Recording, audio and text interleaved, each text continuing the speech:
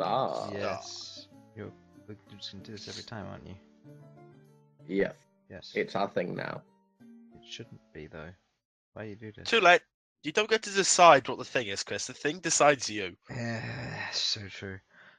Alright, so, hello everybody, welcome to the Dawn Seekers. I've changed the name, The I have not Pawn changed the Seekers. overlay yet, but I will get around to that. But yes, I am here as your host and the DM, ChrispyCrab. Unfortunately, Simon is unable to attend. Exams and all that have caught up at last, and now he was unable to attend this week, but next week we'll be back to normal. So, I am here with Sudz, Hello. Harlan, Hello. Sam, Hello. and Infernal. Hello. You might want to speak some more, Infernal. I'm not sure if your captions. Hello. Okay. All right, Governor. I'm alright, mate. Yeah. I just got to make sure that because you are now using a different microphone, I just need to make sure that your sound is okay and on point. Right.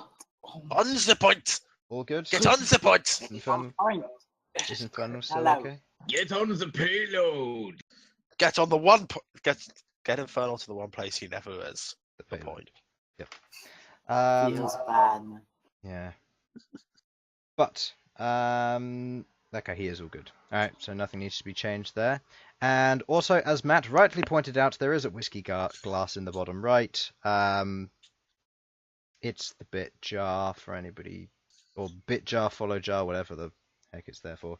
It's a jar, and Twitch recommended I use it, so I put it on. Things go in the jar. We don't know what. Find out eventually. Yeah, You know. one I day. believe that is for bits. Okay. It is for for bits, for donations, and whatever the likes that is. I'll get around to modifying that when I get around to it. For your bitsicles. My bitsicles, yes. Why does that suddenly sound dirty when you say bitsicles? I Or don't is it know. just me?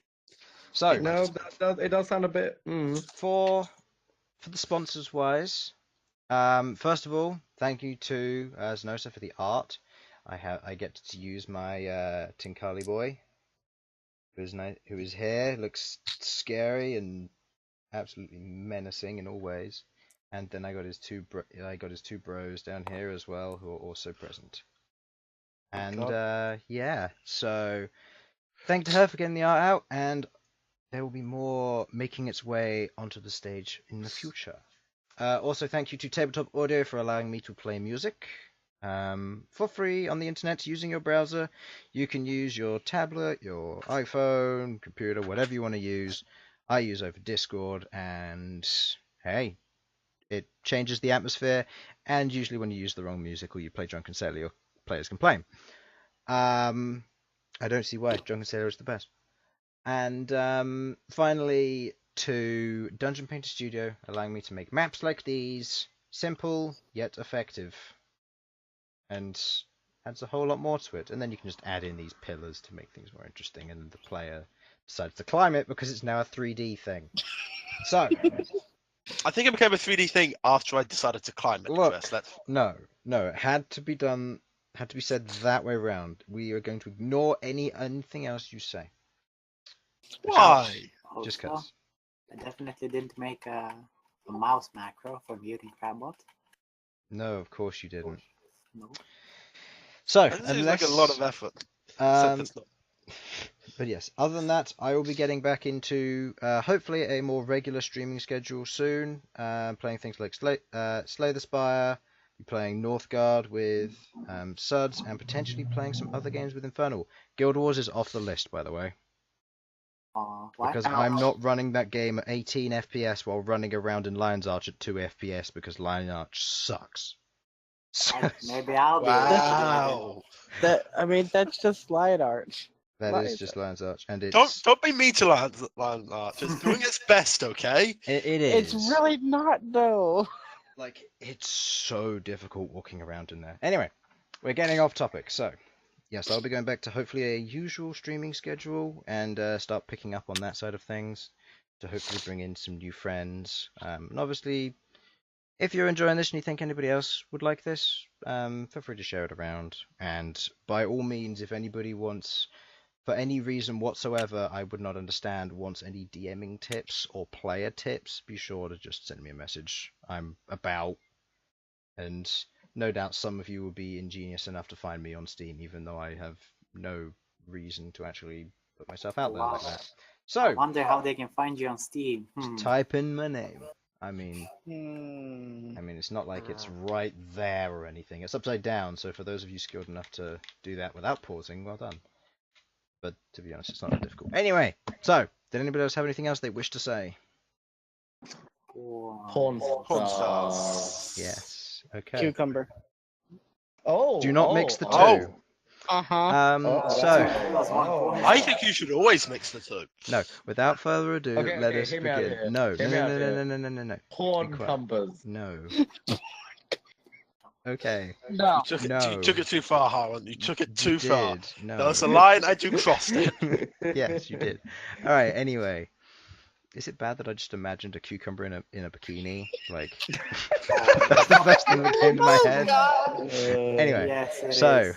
last session, our party of adventurers, Sasha, Queglod, Elsyan, Bhold, and Malcom, were finishing up a day with an event Queglod had arranged, where Malcom would have his curse of unlife removed from him, which he had received from a strange ring within a previous adventure into an old abandoned necromancer's sanctuary.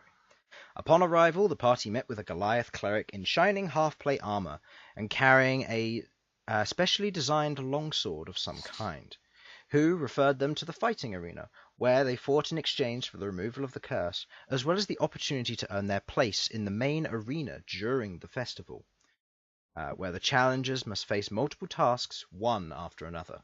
With this determination in mind and the promise of a small cash prize, the party fought their first challenge, a hulking stalag-tiger.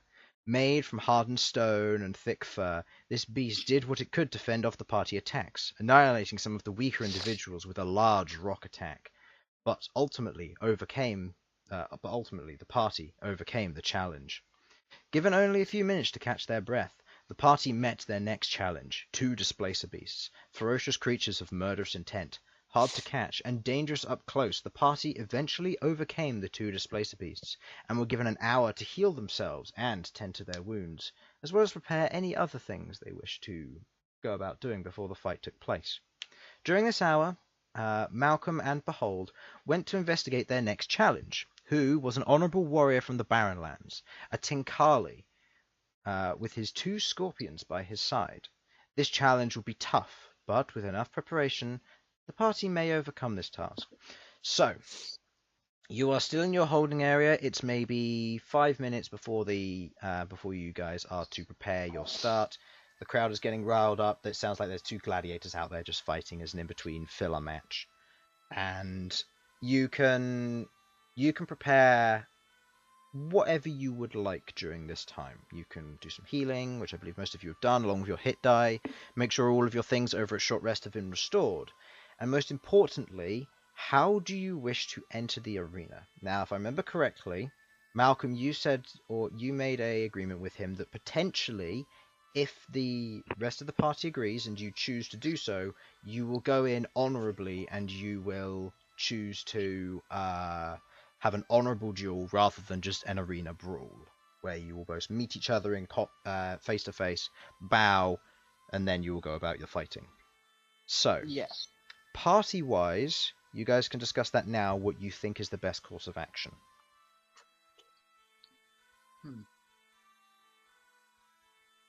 I believe that we should. I made the agreement that we would. And, I mean, I said that I would try to talk to you guys about doing it. But we could go out there and just kill the guy the moment he steps out. I'm just Look. saying. Hear me out here. This whole thing, this is the finale. We really got to put on a show here. I say we do it honorably, because these are religious folk, but we pull out the big guns, like in the whole entertainment fashion. But, I think that's the best option. Interesting. Besides, I'm pretty sure we get more money if we make it look better. They did say that would happen, and they didn't like me just standing on top of a pillar. Yeah. But fuck 'em, I was safe. Behold. How do Yes. you feel about it? I probably. I won't do any sneaky stuff. That's because you know can't me. do any sneaky stuff. Sneaky stuff. I Sneaky don't stuff. think I can be sneaky. An honorable outlander duel it is. Yes. Ugh, And fine. Total honorable fighter. Kappa. Queglod? How do you feel about it? I personally am gonna abstain. I'm indifferent about this. But if you really want me to say what I feel, I think doing this honorably might make it seem more of an interesting fight. So far, they've seen 2 slogs between creature and man, but now they can get to see a proper duel. Alright, Fine. so we agree. I'm going to send Featherwing to his room just for the reason I said before. Featherwing heads out, traveling through the gateway, and is brought to Tinkali.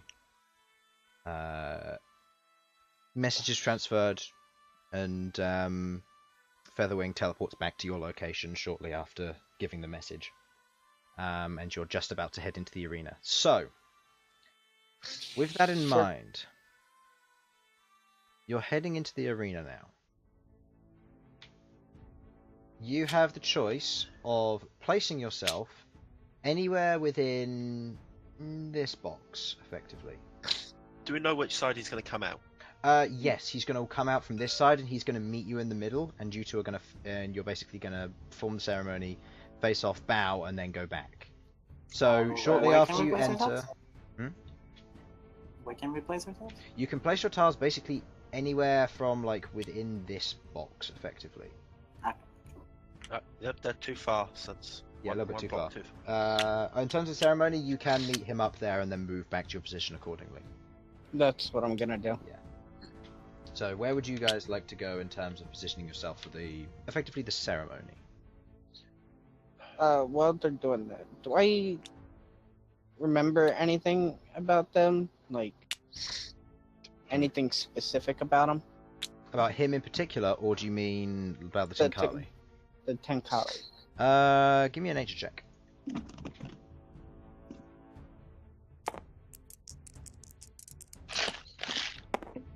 Five. From what you best understand, they're venomous in some way. You're not entirely sure how their venom extends to their natural attacks, but you know that they can be very dangerous creatures. You also know that they're more, in the sense that they're humanoid, they are very capable hunters, so they will use weapons rather than just using natural attacks. But they do have their natural stinger, which you saw. Shortly after this, the announcer goes, "And welcome back to our challengers, individuals who are making through, potentially wanting to make their way into the participation round. Well, this is their final challenge. They've made it through, so they will be able to enter the big arena fight, which we will be giving them a notice for during the coming Harvesters Festival. But for now, the fight is at hand. I have been informed that honorary procedures are to take place. Individuals are to line up, bow before getting in position. Welcome now, an honorable challenger from the Barren Lands, a strange amalgamation, but a creature of honor and pride, the Tinkali." And as this happens, you watch as a gate over this end opens up. Sasha, where are you positioning yourself, by the way? Are you just going to be in the line with the rest of them, or are you going to just be in your battle position? I will be in the line with the rest of them. And Felipe, I would imagine, will be around. Yeah. You watch as out of the other door. Question: is it okay? Can I like? Because they're all huge. They're all large tiles, yeah. I'm They're like just the size of a bear. I'm spreading out so they can see as many of us as possible. Yeah. I'm imagining Queglod is like on Infernal's shoulder. Queglod is on Infernal shoulder. I've just put her there for. and purposes. and Elsyan is visible over. I- her. Yeah, I'm being aloof. yeah. As they walk up, the two scorpions fall in behind, and they move up, and the two scorpions are told to wait back here, and he walks up. You now all see this very large scorpion humanoid-like creature with almost a natural formed helmet on their head, 4 large arms, and a set of 3 long swords, each put into a scabbard at its side, holding a giant chain and spiked ball at the end, along with what looked to be a set of nets and bowlers around his waist, tied around his belt, probably about 6 or 7 of each. Carrying these along with large stinger along the back. And he walks up and goes, it's good to see that you did honor your side of the bargain. Now. And he goes into a bow, lowering his head low, all of his hands come down before him, or not necessarily in a cross-armed manner, but the 2 on the right come into his chest and the 2 on the left go out to the left, open-palmed, with kind of a bow to it. You recognize this as a respectful bow of jewels within the Barren Lands. This is often used when challenging another tribe leader, but in other cases it can be used for just a formal duel. I'm gonna do the same. Okay, you do the same. And he lifts his head back up and goes, "Then let the best of us win." And turns around and heads back to the others. You may now position yourself, and when you are ready, let me know. You have as long as you need, effectively. And someone position Queglod. I will be otherwise playing Queglod in terms of spells, and so on. It's up to you what you wish to do. Featherwing and Arachne, you also move where you wish. Chris? Yeah?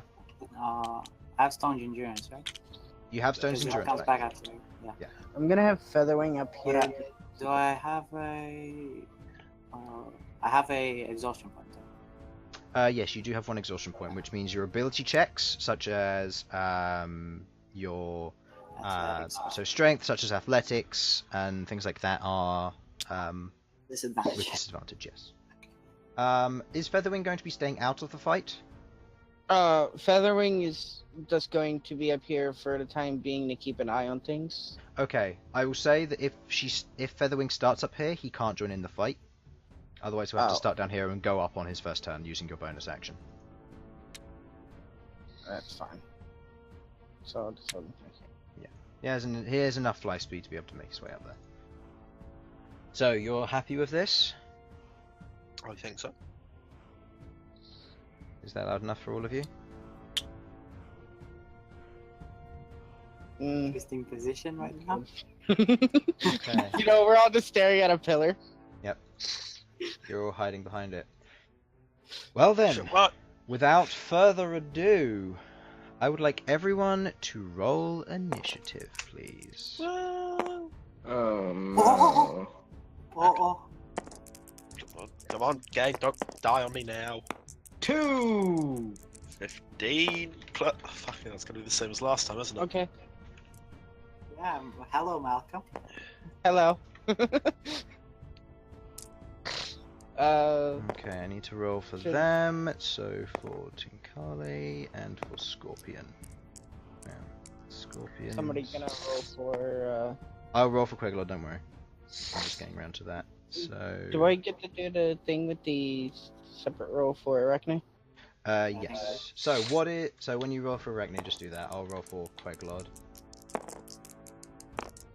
So 9 plus Queglod's Dex puts her at 2, so that is 11. So if she has 11, good to know. Alright, 25 to 20, anyone? 22. 22, nice. 20 to 15. 19. 19 on 18. on Malcom. Yes. Okay. 18 on Elsyan. 18 on Elsyan. Okay. 15 to 10. 10 to 5. 5 for Arachne. Sasha? 2. Yeah, right at the Did you have bottom. Queglod? Queglod was 11. Okay, so you're... Before we actually begin, can I like start up just like banging my my hammer on my shield as a sort of like get the crowd riled up situation? Yeah, sure. You begin to do that. There's a... I go help him with my greatsword. Yeah, you begin to like slam on the ground, creating a war chant almost, and the crowd is following, stamping on the ground and so on. The Tinkali on the other side raises all of his arms and then brings them all down, except for one which is holding the spiked chain. Goes down and draws each of the warped metal longswords, and you see now each of them has what looks to be this very thin green liquid on the outside of it. Oh goodness, this is bad. All of us see this? I'm gonna say Elsyan and Queglod are the only ones who see this because you're all hiding behind a pillar. Fuck. What about guys? Oh, question. You have telepathic contact up, connected with everybody. Okay, so You effectively have a free round where if you want to apply buffs, you can. If you move, combat begins. So if you wanted to get any buffs out of the way, I'd say do it now. Because this is effectively the glory phase where you prepare. Would that be like Barkskin and... Barkskin, that would be one. Doing something like magical weapon or something. Yeah, shillelagh. So I'll just... Okay, can I do anything? Rage also a thing I can do? Rage. Rage. Can I cast guidance on Infernal? Big boy, alright. You have guidance on you for a minute. That gives you a D4 on your next ability check. I want to say. Ability check is in what, attack or? Ability check is things like athletics, stealth. I have disadvantage. You have disadvantage, but a D4 will still help if you need it. And that's for a minute, so it's not going to fade anytime soon. And you can... it's a one ability check of your choice, so you can do it whenever you like, and it can roll, and you can roll the die before or after making the ability check. So, 1 minute is 10 rounds, right? Yes. So you've got plenty of time. I'm gonna say it's not gonna run out anytime soon. Yeah. All right. This is a concentration thing. If anybody needs it, let me know. So you're Barkskin, so you're concentrating. Yes. Anybody else concentrating? Raging. You're raging. If you rage, unless you deal or take damage in the first round, your rage will fade. Yeah. Or unless unless someone attempts to hit you, or you deal damage, it will fade. Is that okay?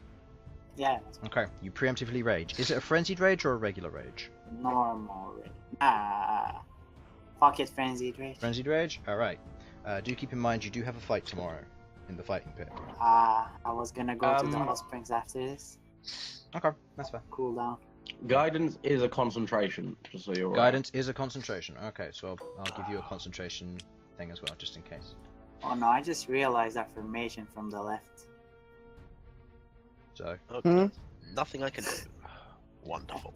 Alright, so, Queglod is going to... She's not going to do anything because she doesn't have any concentration spells that wouldn't seem harmful, like Hex and that sort of thing. Speaking of which, I need to make sure she's got her spell slots restored. She does. Alright, cool. But quickly, before we start, can I see any like weaknesses on this guy? Go ahead and make an insight check. Insight, okay. Ooh. Sounds like a good idea. Oh! Okay. Looking over him, That's still an 11. individual before you, you've never seen a Tinkali before, so you're not aware of any main weaknesses of them. This Yeah. individual is a hunter. You'll get the sense that he is very much aware of how to hunt large animals, maybe twice his size. Fighting down humans might be a little bit of an interesting task, but otherwise he seems very much informed and very prepared for what's about to take place. So send in the little ones. Gotcha. Top of the round, Bhold, you go first. You were in a frenzied rage? Yep. You go into a wild frenzied rage, you pull out Chill's Bane. The ice crystals beginning to form on the outside of it, along the curved edge of it as it goes up to the end. You hold it in your grasp. Are you still wearing the thorn braces? I think I was, yeah. Yeah, because you used your hit die to heal. Yeah. So yeah, your thorn braces dig into your skin mildly as combat begins, and the rage is fueled by that as you hold Chill's Bane. Their commentator says, "Fight!" and there's a slam on some kind of gong. The sound rings out throughout all of it. The two scorpions seem very distracted by this, both of which feeling it almost like a tremor sense as the gong sounds throughout the arena. I assume that didn't consume my bonus, or did it? No. You still have your bonus action and your regular action.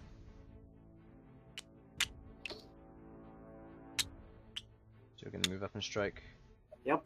Like this. Also, for all intents and purposes, I'm going to just say he's there, and I'll move him into an adjacent tile for 5 feet. Yeah. When it begins his turn. But until then, he's effectively within range. Yeah. But it won't matter first turn anyway.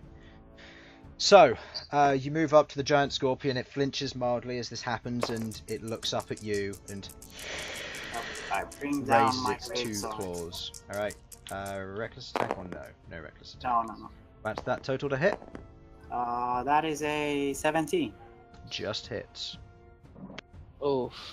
That's bad. No. Yep, indeed. That's 14 damage plus the con save. 14 damage. 14 damage total. This is to the second one. So that takes that to that. What kind of damage is it? Slashing? It is slashing, yes. Okay. Yeah, okay. And it makes a constitution. Constitution save. It's got a +6 in this. That is a 21 total, so it succeeds. That succeeds. Yeah. Then I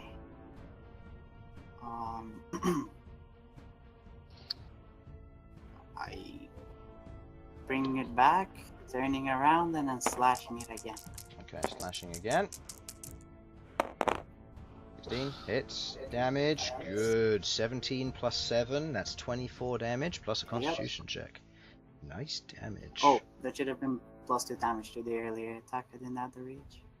You didn't have the rage. Okay. Yeah. So that takes that down to that. And constitution check. That is a total of 10. I assume that fails. That fails. So 1d4 cold damage. Or 1d8 6 cold damage. 4. Yeah. 4 damage. Okay.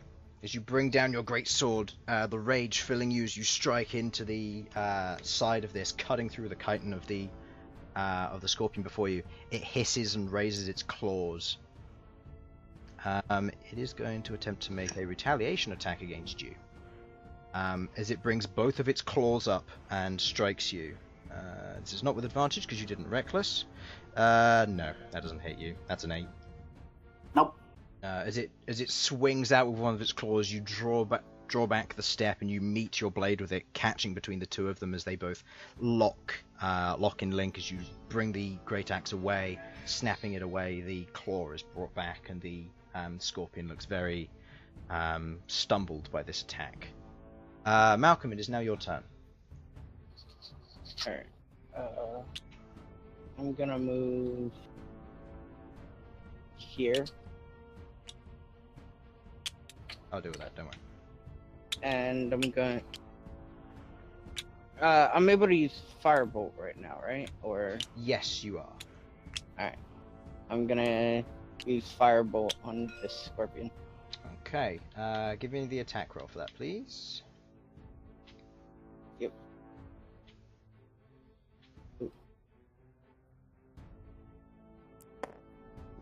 Been I'm weird. trying to. Yeah, it's I'm been trying weird. to select. No, it's my mouse. I couldn't click and drag over. Okay. Total? +6. +6, 20 hits. Go ahead and roll your damage. That's a D10 or 10. a D12? D10. D10 fire damage. There you go. Cantrips of D10 fire damage. Hold on. Click and drag being weird. Still. Yeah, I can't. There we go. I'm gonna have to try and change the battery in this mouse. Okay. 2 points. As you bring up your right arm with your infernal ancestry and the form that you use and where you descend from, you bring your hand down and your veins fill with this flame energy, and it peels out of your paws, forming this small ball in your hand, which you fling directly at the scorpion, and it strikes its side. It's a good hit, and as it trickles over the top of it, the scorpion seems unfazed. Yeah, I figured that was gonna happen still. You get the sense that these creatures, being from the Barren Lands, are very much capable of withstanding heat. I'm gonna have Featherwing there. And it's not Arachne's turn yet. Yeah. No. Okay. End of your turn, Elsyan.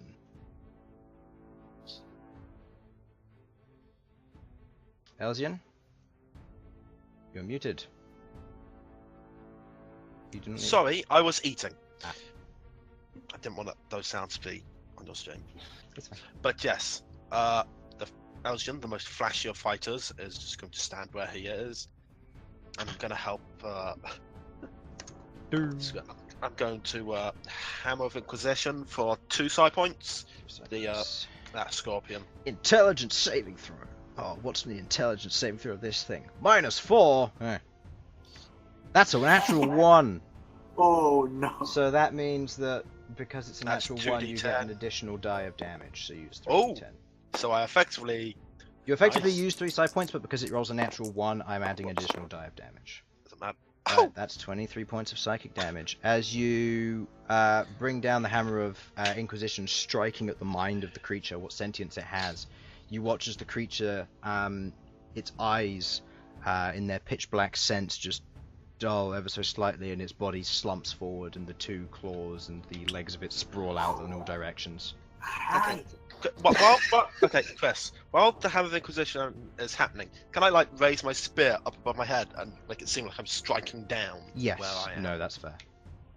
Nice. Yeah, so you do a little bit of flair, you raise your spear up, spin it above your head, and bring it down almost like you would a flagpole into the ground on a battlefield. Ooh. You stab it down, and then the creature flinches from above, the scorpion flinches from above and goes down onto all of its legs as it's sprawled out now. End of your turn, unless you wish to move. Nope, Elsyan is staying here. Okay, it's the He's Tinker's striking a pose. Far away as possible. Okay. So I'm going to give you the choice here: Bhold or Elsyan. Yes. Behold. Bhold. All right. You spoke first. Okay. So he is going to use his Pride of the Hunt on you, Bhold. So this means that he gets advantage on everything against you. So Why would we pick Bhold for this? Because Elsyan is squishier than you. he's not wrong. You're also All not right, tanky. I just did 23 damage on 1 hit. So he is going to longsword attack you first because that's the order it happens. That is a 22 to hit. It's Second longsword, that is a natural 19. That hits, I'm going to assume.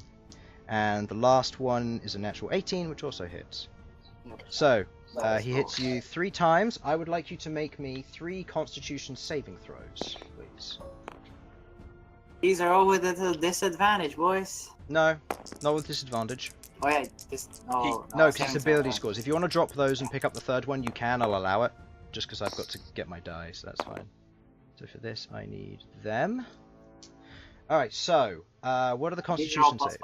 5, so 20, 12, and 7. Okay, you succeed 1, fail 2. I'll add the plus 4 on this one. It's a d4, but either way, the plus plus the 1 plus. would mean you succeed, so you're fine. Okay. Even the minimum from the blessed would work. Yeah. So, alright, so the damage for each of the slashes, that is high rolls. I'm sorry. That's not a good number. No, that's 32 points of slashing damage. Wait, no. Alright, so that Yeah, takes 32 points of slashing damage, halved because you're raging, down to 16. Then, because you've failed 1 Constitution saving throw, you take 6 points of poison damage as the venom from the edge of the blades carves into your system. You feel it pulse through you, each of the strikes landing each one, but the final one, as it drags through your chest, you feel your heart almost ache with the pain of this as it strikes through into you. Then, for his final attack, he is going to attempt to sting you. Nope. That is a 19 to hit. It's Hits, okay. I would like you to make another Constitution saving throw, please. This is a 6 total. 18. Okay. So you'll take half damage from this. So you take 10 points of piercing damage, half down to 5 because of the sting. Followed by... I'm going to need to reroll one of these die. So that is 9 plus 1, 10. Half of that because you succeeded, you take 5 points of additional poison damage as you feel it pulse through your system. This one is far more potent. Can I reduce the 16 I took earlier? The 16 was the total damage. That was 3 separate hits. So you what could. was the highest hit? The highest would have been a total of 12. So you can do a D12 plus your con mod for that. 5 plus con mod, which I believe is 10. That's 10. Wait, you have a Constitution of 20? No, that's a +5 con. Oh, never mind. It's your My con bad. mod, not your That's con plus save. 3. It's Yeah. a +3, so that's 8. So you reduce that down by 8 points of damage. So that's 8. Okay. Yeah. So you reduce that down by 8. Plus 10. Yes, you reduce that down by 8 points of damage. Why plus 10? Because the next poison stuff. Oh, you take the 10 damage, but you reduced the one of the previous swords by 8 damage. So just give yourself 8 and then take 10. Ah, okay. Oh no, take 5, sorry, because you succeeded on the saving throw. Okay. With that being the end of his turn, he's going to look to the other scorpion. He's going to go, Histist, Sotharoth, and he just points past the pillar towards the rest of you. Doing so, that brings the scorpion's turn up next. 1, 2, 3, 4, 5, 6, 7. These things are fast. As it skitters towards you, its legs dragging itself forward, it has its two pincers. It is going to reach out for you, Malcom, with a single strike.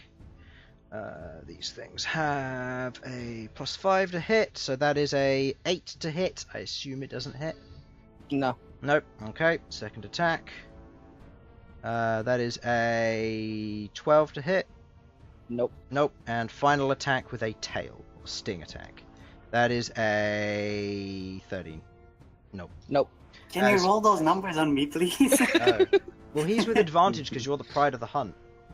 So yeah. The other 2 attacks would have hit me if I didn't have bark skin. Yeah, because you're already up on barkskin. So as the 2 claw attacks come in, both of them pinch around the outside of your wooden exterior, and you feel it begin to crush, but you don't feel any pain from it. And as it draws its 2 claws back, the stinger reaches forward and digs into the wood, but otherwise doesn't manage to get through.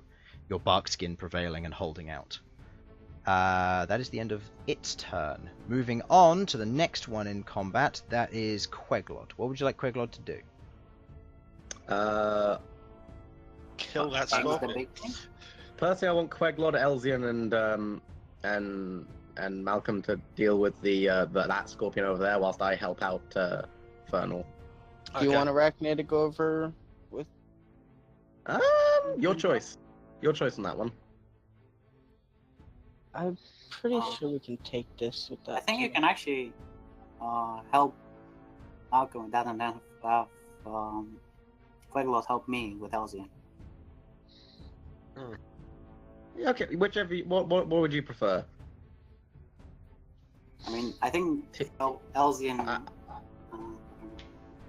All right, Elsyan and Queglod. Queglod, go and deal with the big guy. Try and distract him from Infernal, or Bhold. I will stay here and deal with the scorpion, and then come back round when needed. Okay. So let me run that by again. Elsyan's helping here, Infernal's helping here, and these 3 Queglod. and Queglod's helping here. Okay. Yes. So what's Queglod doing exactly? She's moving over here then? Moving over here, and I guess put Hex I'm on? gonna say Hex and Eldritch Blast. Yeah. So Yeah. using Hex followed by an Eldritch Blast, her to hit. A black miasma What? releases from Queglod's Did you say something, Sam? outstretched palm. I'm just thinking, what are we gonna hex? Because hex gives a disadvantage to saving throws, doesn't it? Yes. Double She check. said that she would go for Constitution if Malcom was in range, Dexterity if Sasha was doing anything, and Intelligence if Elsyan was targeting. So I'm going to say Intelligence for this. Okay, good. Just double checking. Because this way I can. So yes, definitely Intelligence saving throws. Please remind me. Obviously. Will do. I will always remind her. Her roll to attack with Eldritch Blast. 6 plus 5. Nope. As she fires out the first bolt from the Eldritch Blast, it strikes against the side of the chitin armor, just scattering across it, the magic unable to prevail through. That is the end of her turn with what she can do. Queglod's over. Arachne, followed by Sasha. 1 sec. Alright. Arachne is going to move over to here. Around this way. Okay. And she's going to bite Scorpion. Okay, give me an attack with Arachne, please. Just a regular roll. So drag this down for if you need to make those saving throws again, but Infernal. Was it attack with advantage? Or? No, she's not in flanking. She'd need to be on the other side. I don't think she would have made it there anyways. So 10 plus what? 10 plus 5, so 15. No. She goes to bite on the outside of the chitin of it. It doesn't sink in, hitting the outside plating. She pulls back, unable to make any real dent on the outside of it. That's Arachne's turn. Done. Sasha. Oh, she could have. Right, well, Sasha's going forward, and I would like to use my bonus action to summon forth my Guidance is spiritual used weapon. up, so I'm going to say concentration's gone. Yeah, I know. Or is And guidance? then I'm redoing it because I'm using my spiritual weapon. Okay. Chris, I'm have I had my summoning- turn this round? Yes, you're at the top of the Yes. round. It goes Bhold, Malcom, Elsyan, Tinkali, Okay. Scorpions, Queglod, Arachne, Yeah, remember Sasha. you killed the going back scorpion. Yeah, no, I got confused. I forgot where I thought Queglod And was. for a bit of was flair, first. as this attacks, I will be using my action to attack this thing as well from the opposite side. Okay, because it's a spiritual weapon, it can't gain flanking advantage because of its I know, nature. I know. But yeah, so I don't know. attack. This is just a sort of like for a flair. Yeah, so I'm going to say roll both die because we'll say the right one's you, left one is spiritual weapon. So expend a second level spell slot as well for doing so. Oh. Okay, left one is spiritual weapon. Spiritual weapon does 1d8 plus your attack modifier, which is 5. The other hit is. Give me a second to just mess around with my spell slots. Okay, 1. that's fine. Okay. And What do you want me to roll? 2d8 for the hit of the spiritual weapon. What is the attack roll on this? It's 19, I think. 17 actually. 17. Okay, 17 hits. Okay. So that is 11 plus 5, so that is 16 5. points of what damage? Force, I believe. Force damage, okay. That doesn't matter. Alright, Mhm. and now for your attack, which does land, your damage is a d8, I believe, for your Warhammer, one-handed. Mhm. Yes, 1d8, and I'm keeping it as just a normal hammer because that's just a normal hammer. So damage on the d8. 8, 8. plus your strength mod, which is 4, taking that to 12 points of what damage? That would be 12 points of the bludgeoning. Bludgeoning damage, okay. To know. As you summon your spiritual weapon, you raise your, you have your shield on your left arm, you bring that forward and you raise your Smashfist hammer and you twirl it in the air, or you spin it around over your head and then you bring it cracking down onto the outside of the exterior, striking the chitin. There's a crack and a buffer as the scorpion lets out a hiss as on the other side, a spectral hammer swings down, striking at the claw of the creature as it's pushed down. Due to you attacking, it's going to make a retaliation action. That is a total of, I want to say 18 to hit? Doesn't hit. Doesn't hit. Okay. As it swings its claw out to strike against you, you have your shield in place. You put your right foot down, anchoring yourself and waiting for the strike, and as it hits, you buffer a little bit, but you're still standing firm with your hammer in one and your shield in the other. Am I allowed to retaliate? It's retaliate? No. Correct? No Unfortunately not, arachnid because- can face the might of Dang a it. Smashfist. No, unfortunately not, just because of the way it would work. 'Cause That- otherwise, that's my otherwise it flavor would text I keep shout out. going. Yeah. Well, I mean, I only get to use it once, so. It doesn't. What?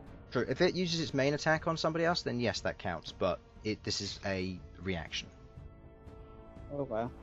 So, top of the round, Behold. You are currently face down with this creature. If I use reckless attack, it doesn't get anything extra, right? You Like don't know. he already has advantage. You don't know. I'm gonna use extra reckless attack. Okay. Reckless. Go ahead. I'm gonna push myself from the wall. Okay. Try. That is a total That is of a 24 to hit. That does 24, hit. yep. Okay, damage was 11 plus 18. 7 is 18. Constitution Plus con saving save. throw. That is a 16. That succeeds. Succeeds, so he only takes 18 points of what damage?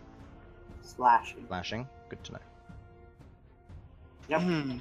I guess I suspect perhaps that there are types of damage that he is either immune Yes, I or think they might resistant be to. resistant to some kind of damage. Yes. Yes. Indeed. Uh-huh. So, and your next attack? Yep. I'm gonna bring my sword back around. What's Is that? a 19. 19 does hit. That is a total of 11 again, plus 7. Constitution 18. saving throw. That is a total of 9. That fails. So that's 18 damage again. Yep, plus Okay. 3, so 21 damage. Plus 3. Okay. And his move speed is halved. Move speed is hard. If it affects him. That doesn't. The last 3 damage is frost. Yeah. Okay. Well, cold damage. But yeah.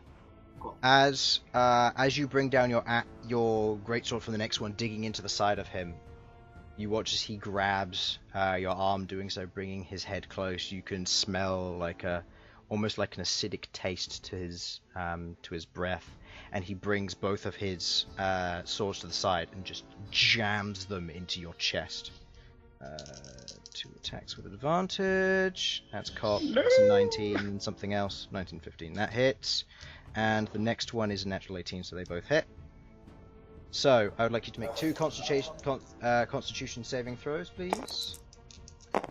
Natural 20, and the second one fails. Yep. So, you take, that is 18 points of slashing damage, halved down to 9 points of slashing damage. Plus, because you failed 1 lot of poison, you take 11 points of poison damage. I assume that 20 doesn't help the second one. No, unfortunately not. As you resist the poison, you're very much aware of what's going on, but then as the second blade pierces your lower abdomen, you feel the pulse of venom travel through your body. Yeah. What's your HP at the moment? I sense I think it's low. 11 or 9. What was the... it was 9 or 7 damage? It was 9 damage because it was 18 Yeah, I'm on halved 9 plus 11 damage. Yeah, I'm on 9 HP. 9 HP. Okay. How much is your max? 40. Okay, 40. Okay. Oh goodness. Alright then. How badly am I dying? End of your turn. Malcom. It's your turn. Well. Thank you. I mean, the Barren Lands, it's quite hot, right? Yes. Would that mean that they would be weaker to cold? Or is it like a desert situation whereby at night it gets super cold? Or what? Like, what? I don't know how that works. It's in the Barren Lands. It's a savanna. Mm-hmm. So it's super duper hot like all the time. Effectively, because even during the night, even though it's like super far north, it gets really, really warm. Cool. So something cold does sound to be a good bet. Potentially. You're not sure. Anyone actually have I'm just cold gonna- damage other than me? It's just like, you're talking to yourself there, Behold. Alright, so, what are you doing, Malcolm? I can't listen to them. This thing's not actually real, right? No, it wouldn't apply bonuses for flanking. No, it No, is. no, that's not. That's not what I was. It's floating. Yeah. Oh yeah, it's floating, so you can move through it. Uh, It's real in the sense that it's a physical object, but it's floating in the air to the point where you can duck under it. that's not my point. You're entangling, right? No. No, Flame 'cause sphere? he can't, because if he does, his bark skin drops. Ah. I have Well, ice. I'm very confused. I have ice knife. Yeah, this won't be affected by Ice Knife. No, it wouldn't be. Do note that if you use Ice Knife and you intend to hit it with the piercing damage, it will hit it and then hit all of you because it hits the closest location to you, unless you're further than 1 tile away. You could move around and get advantage if you like. Yeah, but then it would still hit him with the cold damage. Because it explodes. It does. That's the whole point of it. Worth a try. The thing is, Elsyan, you're next, by the way, so plan. Yeah, I've got my plots and plans. Well, maybe plan. Could you maybe like back away? Like even if it gets not an attack of opportunity, at least you'd get to, hit it. I'm gonna go here and smack it in the face. Because you've shillelagh'd up, haven't you? Yep. Okay, make an attack roll, please. With advantage, because you are flanking. Yes. Shillelagh is 1d8 damage, I know that much. 2 19s, even with disadvantage you would have hit. Go ahead.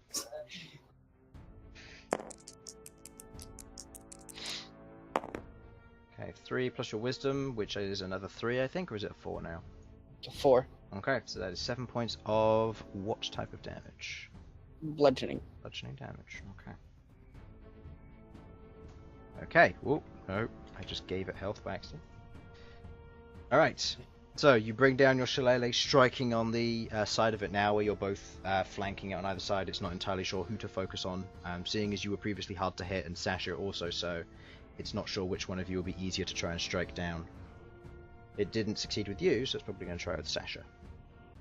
Elsyan, before your go, he's going to use one of his legendary actions. Oh, you son of a bitch. Oh, did you want to use your bonus action to do something with Featherwing? Could someone for doing a legendary action? That'd be nice. Just a quick reminder, because this thing over here is a small creatures can get advantage off of it. No, it's not small in the sense, it's a fact that it can't give advantage, the spiritual weapon. Oh, okay, it can't give It advantage. just straight can't give advantage. Can Arachne give advantage? Yes, Yeah. because she's a, Yes, because she's a physical companion. Okay, that one. Yeah, think of it like the weapon hovers there and then it strikes when it's told to, but until then it isn't imposing anything. It's not trying to strike during those times. Featherwing's gonna go here.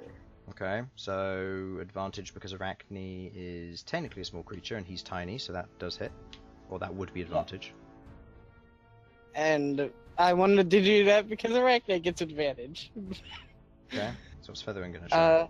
Featherwing's going to sting. Okay, give me an attack roll with advantage, please. This is a +4 to hit, I think. Let me check that real quick. Fairly certain it's +4 to hit, because his dex isn't that high. Yeah, +4. Go ahead.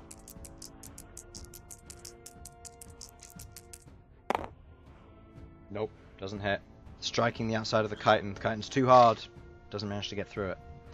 So, at the end of your turn, Malcolm, before Elsyan, he takes a legendary action.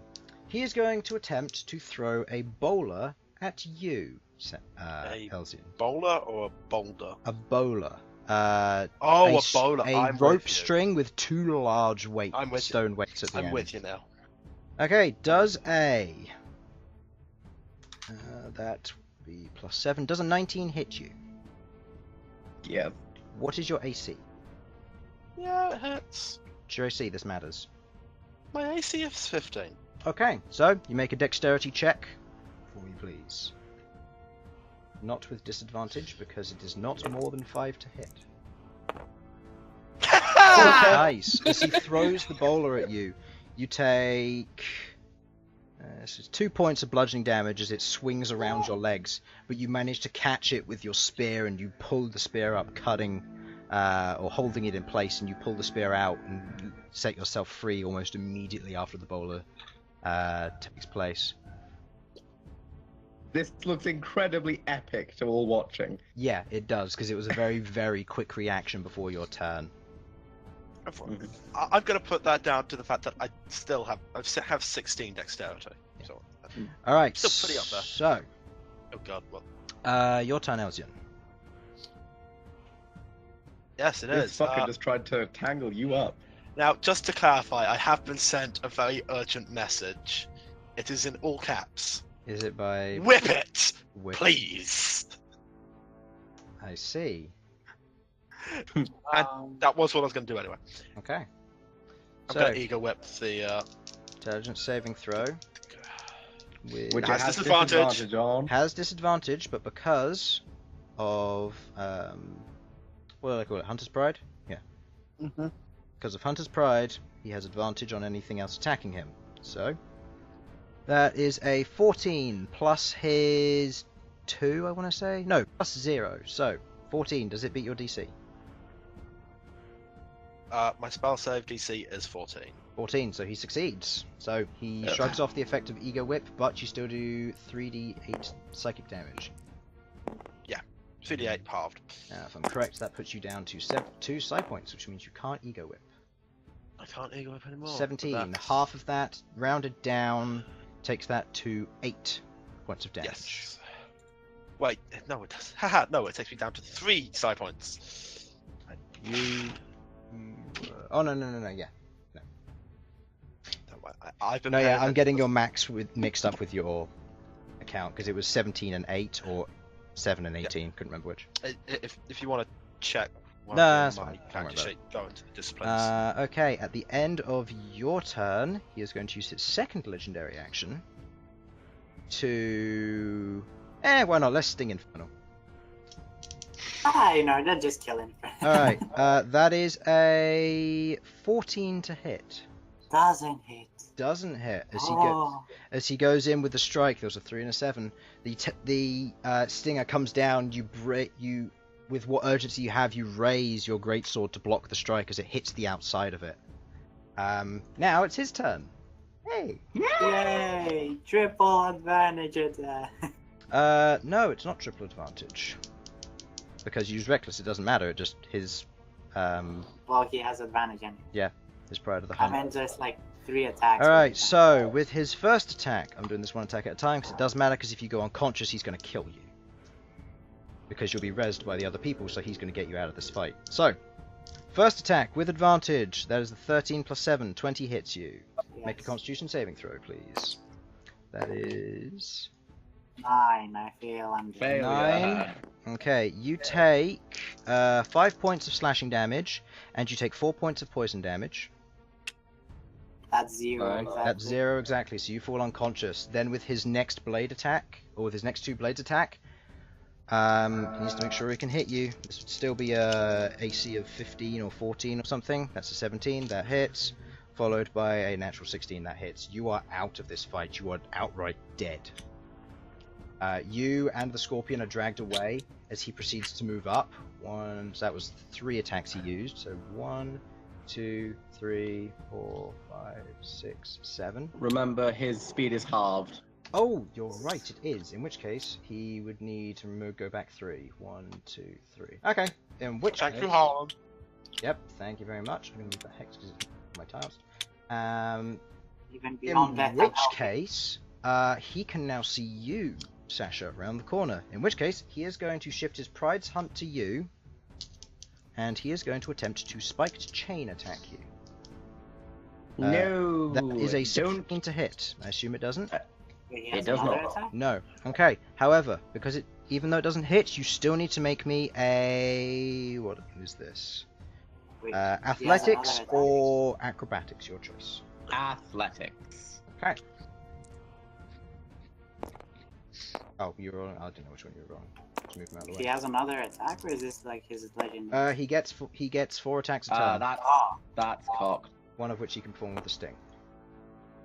So what's the total? My athletics is with a +4, so that would be a 13. Okay. His athletics is also with a +4, and that makes it also a 13. So it's a tie. In which case, what happens?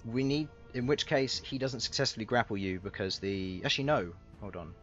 It's the attacker wins, isn't it? So that if you meet the AC, then they beat you. Is it though? It is though. Is it really? So if your AC is 19 and I roll a 19 to hit, it hits you, doesn't it? Yes. Yeah. So in which case, then That's how AC works. yes. In which case, Oh. he does win because he's the attacker Okay. in this case. They've got to match or get better. Yeah. In which case, when he does this, you are dragged away and you are now restrained. This means that you cannot perform moves or actions during your turn, and you must go against a grapple check using your action to try and break free. Mm-hmm. This also means you can't command your spiritual weapon. Do keep that in mind.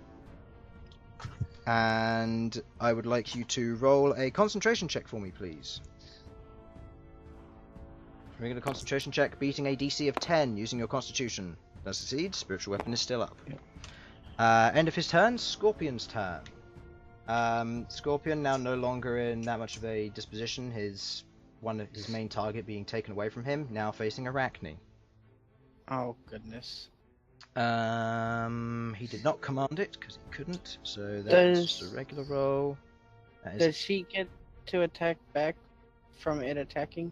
No, because it has a thing called retaliation, which means that if someone attacks it, it gets to use its reaction to make a extra attack.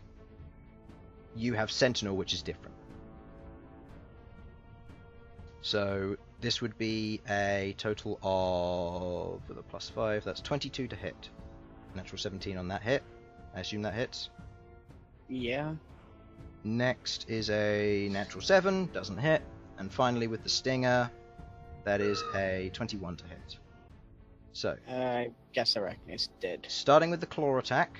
The claw attack is 5 points of bludgeoning damage as it strikes over, and I would like Arachne to make a acrobatics check or athletics check, please. Acrobatics.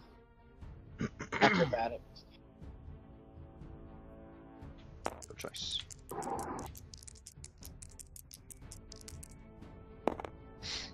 Okay, she passes as it goes through. It strikes her with the claw, but she manages to weave her way out before it manages to successfully clamp down on her and stop her from moving. On the other attack, which is its sting, that is 10 points of piercing damage. Now, remind me, because of her resistances, what does she have resistance to? Piercing poison. Okay, so that means she only takes 5 points of piercing damage. And now she makes a Constitution saving throw, please.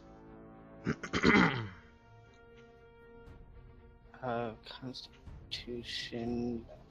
Okay. You should be glad you did not get hit by these things. These things have really nasty Constitution saves. Okay, Nope. that means I add an extra Super damage. no. That means I add an extra damage die. Right, so that is... Oh, that's really terrible rolls. 1, 3, 1 on d10s, and another 2 rolls. That is a 5 and a 4, so that was a total of 14 points of poison damage, halved because of her resistance. So 7. So. 7 points of poison damage. It's not as nearly as bad as it could have been for 5d10 damage. Oh my goodness, that is. That's because of the natural 1. They got an extra die though, so it's 4d10 poison damage, half on a success. They're nasty, man. Guys, I'm scared. You're scared. I'm scared. I don't know why you're scared. It's only nearly in melee range, and you've lost your tank. By the way, Bhold, at this point you're being resurrected outside of the arena behind the bars and stuff where they rushed on, and you're currently sat next to this giant scorpion that's currently like sat there and it's like nibbling your arm. I'm going to pet it. You have an animal handling check. As always, 18. Behold is a master of the animals of the wild and just starts petting, and you start tickling it on the underside of its chitin. I'm Yeah, you tried to kill. It You tried to kill me, but you said. Yeah, it begins like chittering and like it snuggles up to you, and you two just sit there and watch as the carnage unravels in the middle of the arena. Okay, end of Scorpion's turn. It is Queglod's turn. What would she like to do? Pride of the Hunt is now on Sasha. Oh god. Wait. You said I was restrained? Yes, I believe. Like, I Yeah, might be you're getting right. restrained wrong, but I'm fairly certain that means your class is incapacitated. Nope. Is that not what it That's is? just- Is that paralyzed? Speed becomes 0. Attack rolls against the creature have advantage, and the creature's attack rolls have disadvantage. The creature has disadvantage on dexterity. Oh, saving okay, throws. never mind. So yeah, you can still. You won't be able to move because this is still technically. Oh no, you won't be able to move because of the speed 0. And you would use. And you can use your action to break out of the restraint. However, Cool. you can still do your bonus action to move your spiritual weapon. My bad. I'm getting this mixed up with Awesome. paralyzed, I think. I'll just check for you. Yeah, I am getting this mixed up with paralyzed. That's the one which says the creature is incapacitated. Which, by the way, is what happens if you fail hard enough on his saving throws. I got that. Thanks. I want to crush this being's mind. Oh, give it a try. It has a better mind. Queglod, just hit it and do lots of damage. Okay, Queglod. Please, Queglod. Queglod, our only savior. Does Queglod have any good first level spells that I could use here? Old person. It's not human. Well, it's. I'm It's just saying, class- Scorpion Halfling people aren't humanoid. people, It's Harlan. classed as a monstrosity, so Yeah. So it's not a person. Okay then, so we're into No. racism over here. Yeah, but Yeah. Minotaurs are monstrosities and humanoid as well. So yeah. But this is then just it's straight not- classed as a monstrosity. It doesn't have the and humanoid add modifier that centaurs and minotaurs do. Okay, in which case, oh,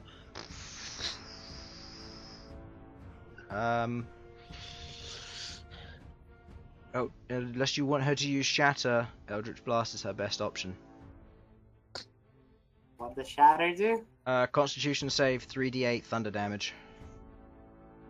How much damage can Eldritch Blast do? 1d10 plus her wisdom, plus her charisma mod, which I believe is +4. So it can do more damage, but I reckon this guy's got a It's high a con constitution. save, so.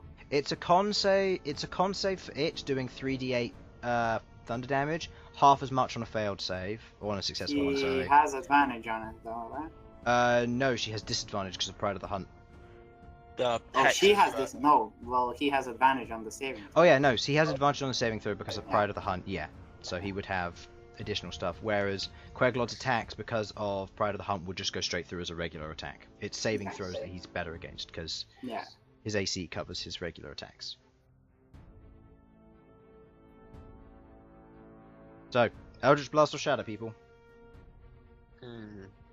I think I mean, Eldritch it's Blast made is of safer. chitin, which is It says an inorganic material, such as stone, metal, or crystal.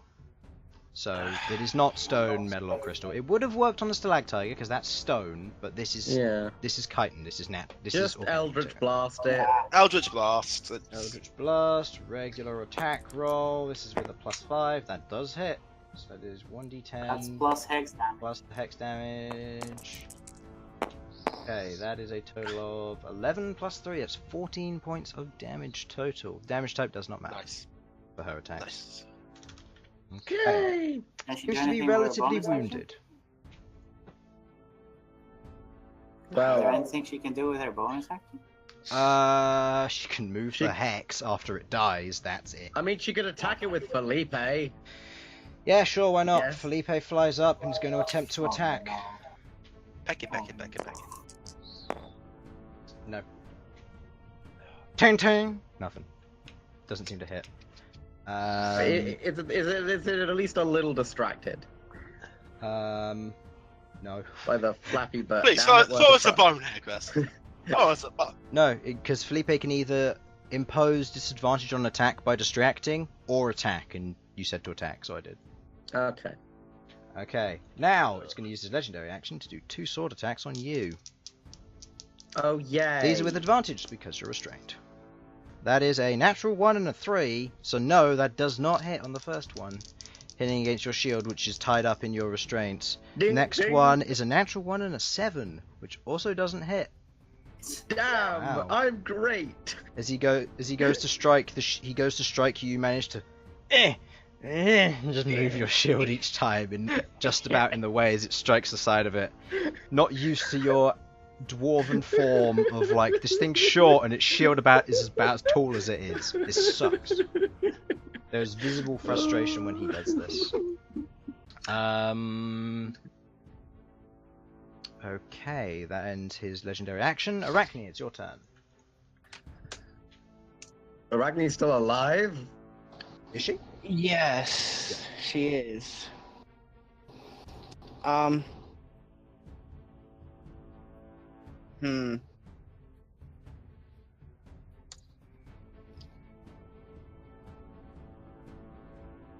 Arachne is gonna attack. Okay, attack roll please, with advantage because it is now flanking.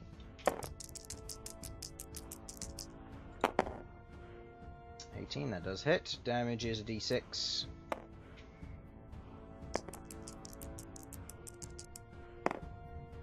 Okay, that is how much damage and what type of damage? Plus 3 piercing. Okay, so that is. And it needs to make a 6. Constitution saving throw. Her fangs dig in. They don't dig in as much as you would have, as they would otherwise would have. It seems the chitin has a more of resilience against piercing damage. And it needs to make a Constitution saving throw. Constitution saving throw against what? Against poison. Okay, it has advantage on this. That puts it at 18. Yep. Okay. The poison doesn't seem to have any or much effect on it at all, as it just shrugs Arachne off, pushing her away. Its turn has been, so it's going to make a retaliation attack. Yep. That is a 13 plus 5 is 18 to hit. Of course. And Arachne goes splatly. That is a claw attack, which is total of 10 points of bludgeoning damage. And she's gone. She's out. Okay. And Arachne is out. She's still alive, so until she's effectively escorted off, her corpse remains there. Okay, actually no. Seeing as it does that, and she automatically fails the grapple check because she's incapacitated, it's going to toss her across the battlefield out of the way. Medics come along and collect her. Oh, it's gonna heal her. If you want to try, you can, but she's over here and she's taking damage from being hit, so either way she might potentially die from this. And she'll be revived either way, but... Oh yeah, that's right. She only gets 1. Yeah, she's only got 1 saving throw, so she takes damage, that's it. So she's resurrected next to you, Bhold. Arachne joins the little troop, and Arachne seems a little bit wary about being next to a giant. Yeah, you're just hugging with all the pets at the moment. Arachne's just gone. Sasha, your turn. You are still restrained. I make a lot of noise and go and try and burst out the chains. Okay. Is it Or strength whatever. checks with disadvantage, or is it just dex for restraint? Just dex. Just dex? I'm Okay, so strength is strength fine. check. Make a strength check, please. This is against the chain strength. That does succeed. As you you push out, he pulls back the chain, and it unravels. Seemingly he wants to preserve it, pulling it to one side, now standing there before you. And I've still got my bonus action, You right? still have your bonus action and your movement, yes. Yes. If I were to move this here, could I hit 1, him? 2, 3, 4, 5. Yeah, you can. I can only move 20 feet. Oh, 20 feet. So 1, 2, 3, 4. Yes, but he'd get half cover because of the direction of the attack. Okay. Going the other way, you could. So 1, 2, 3. Or Yeah, I'll just do that. It was here, so 1, 2, 3, 4. Yeah, so that's fine. Yeah. So Okay. regular attack. Just a regular roll. Natural 20. What's 2d8. up with Take that? it.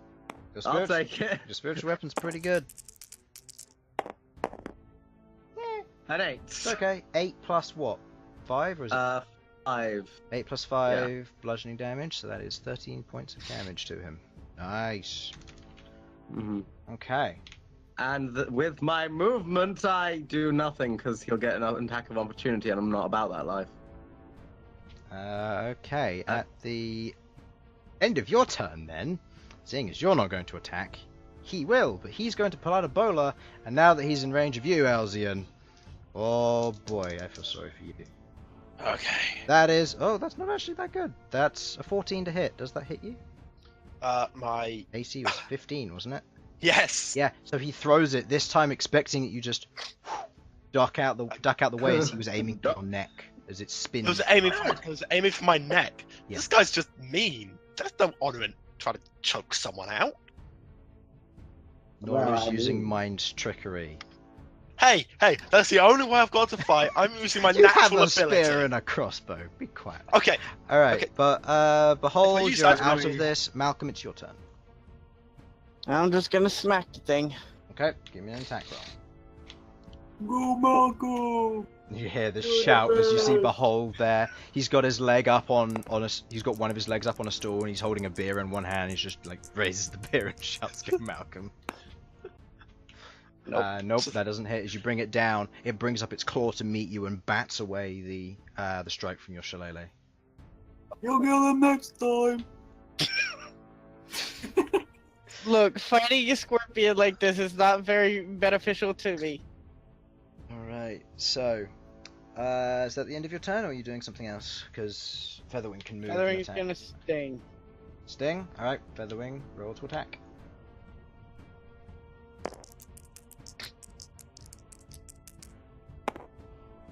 Nope. Nope. Again, striking against its chitin, bouncing off, seemingly not able to find a good gap where it's moving so quickly side to side.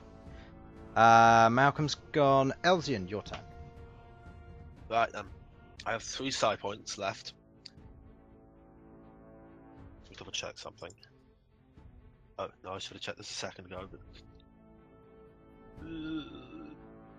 just checking one other thing as well. Me checking this to change my focus. It's a Wait, bonus can I- action. It's a bonus action to change my focus. Okay, Yep. just check. I've been reading up on Mystic, so I know Cool, a few more of the ins and outs. cool. Just right then. Screw it. I want to get this guy out of here, so I'm going to try and eagle whip him again. Okay, that is an I'll use all intelligence my saving side throw. points. Disadvantage cancels out with Pride of the Hunt. That is a 10 with no modifier. That fails. Yes. So 3d8 psychic damage. That's not vital, but That's fuck. the last of your side points. That is 13. Bad, Okay. not bad. 13 Right, points. Maybe try and give a non-mental reason for why he would do so. He's already made his attack. Yeah. Yeah.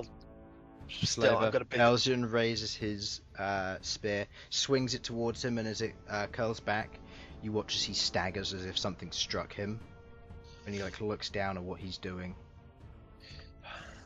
Right then, and I am going to change my focus away from the telepathic communication, which let's face it, we haven't been using, to the psychic assault focus and give me a +2 to damage rolls with psionic talents. Okay, so you do that.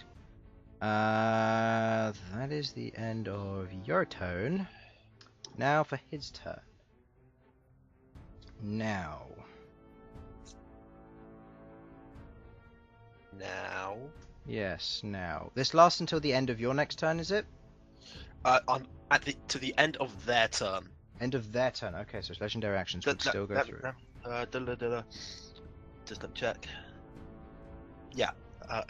On its turn, it can only use its actions to Move, disengage, dash, and hide. Yep. dodge, disengage, dash, Dodge, or disengage. hide. Oh, dodge! I forgot it could Dodge, do that. duck, dive, dodge, and Actually, bow. no. Speaking of which, it's gonna do that. Duck, 1, 2, 3. It's moving over. Does take an attack of opportunity from Felipe. Big whoop. Can't he? He can move towards us? Oh yeah, he Can't- can. Yeah, he can move wherever That he wants. does It's not fair. That does not hit. What's Felipe's attack? Oh, I have to get to my Felipe character sheet. What's Felipe's attack? Does that hit? Oh, the +5 that hits. Oh, I didn't. Wait, no, that's not Felipe. No, that is. Did it? Oh no, no. He gets a +4 because he's not. Oh, That's the wrong character sheet. No, I was looking at Arachne. I got excited. Oh, you got excited. You got us excited for nothing. He has but- advantage because of Sasha, though. No, he doesn't. He's one size smaller. He's tiny. He doesn't get it. Yeah. He has the base stats for Raven. Let me get my monster manual, because I don't know what the base stats for flipping Raven are. Queglod's got them. A burb. Burb +4. No. Just misses. Actually, what was it again? Dang you, Felipe. Actually, no. No, that does hit. What? No, it does hit. No. Sorry, I was doing my math wrong. Yes, that does hit. It's 17 AC. That does hit. That's what? 1 point of damage. Good job, Felipe. Yay, Felipe. 1 point of poke damage, and he moves over, and then he's going to use the dodge, where he is going to bring up all of his swords, and he's going to go into a very weird formation with all of them out. Currently facing you, Elsyan. Hello. Currently staring down at you, angry eyes, but incapable of doing anything. Okay, end of his turn. Ego Whip fades. Moving on to Scorpion's turn. Scorpion's turn, it is just going to try and strike at you, Malcom. Regular roll. 7 plus 7 is 40. No, plus 5 is 12. Doesn't hit. Next claw attack. 14 plus 5, 19. Does hit. His first hit on you. I'm so proud of him. What's his damage? It's like a d6, isn't it? Oh, it's a d8. Oh, pretty good. That is 10 points of bludgeoning damage as he grabs you, and I need you to make an athletics or acrobatics check, your choice. Versus... Athletics. Okay. And it's 10 points? 10 points of bludgeoning damage, yes. And then I'd like you to make a concentration check, as well as the athletic. But we'll say the right one. Alright, the left one. Oh no, it's left one. advantage. Wait, what? It's advantage? No, I keep thinking you have Warcaster, but no, you don't. So Ah, yeah, yeah. right one will Left- be concentration, left is athletics. Yeah, that's what I was gonna say. So left one is athletics. What's your plus in athletics? Oh, +1, doesn't matter. Constitution plus Constitution save. Constitution is +2. Okay, that succeeds. Your concentration stays. Barkskin is still up. However, you are now grappled by him. Your speed is 0. Which means you cannot run. Doesn't mean you get anything else, because he doesn't have the grappler feat. He's just gonna go for another attack with his sting.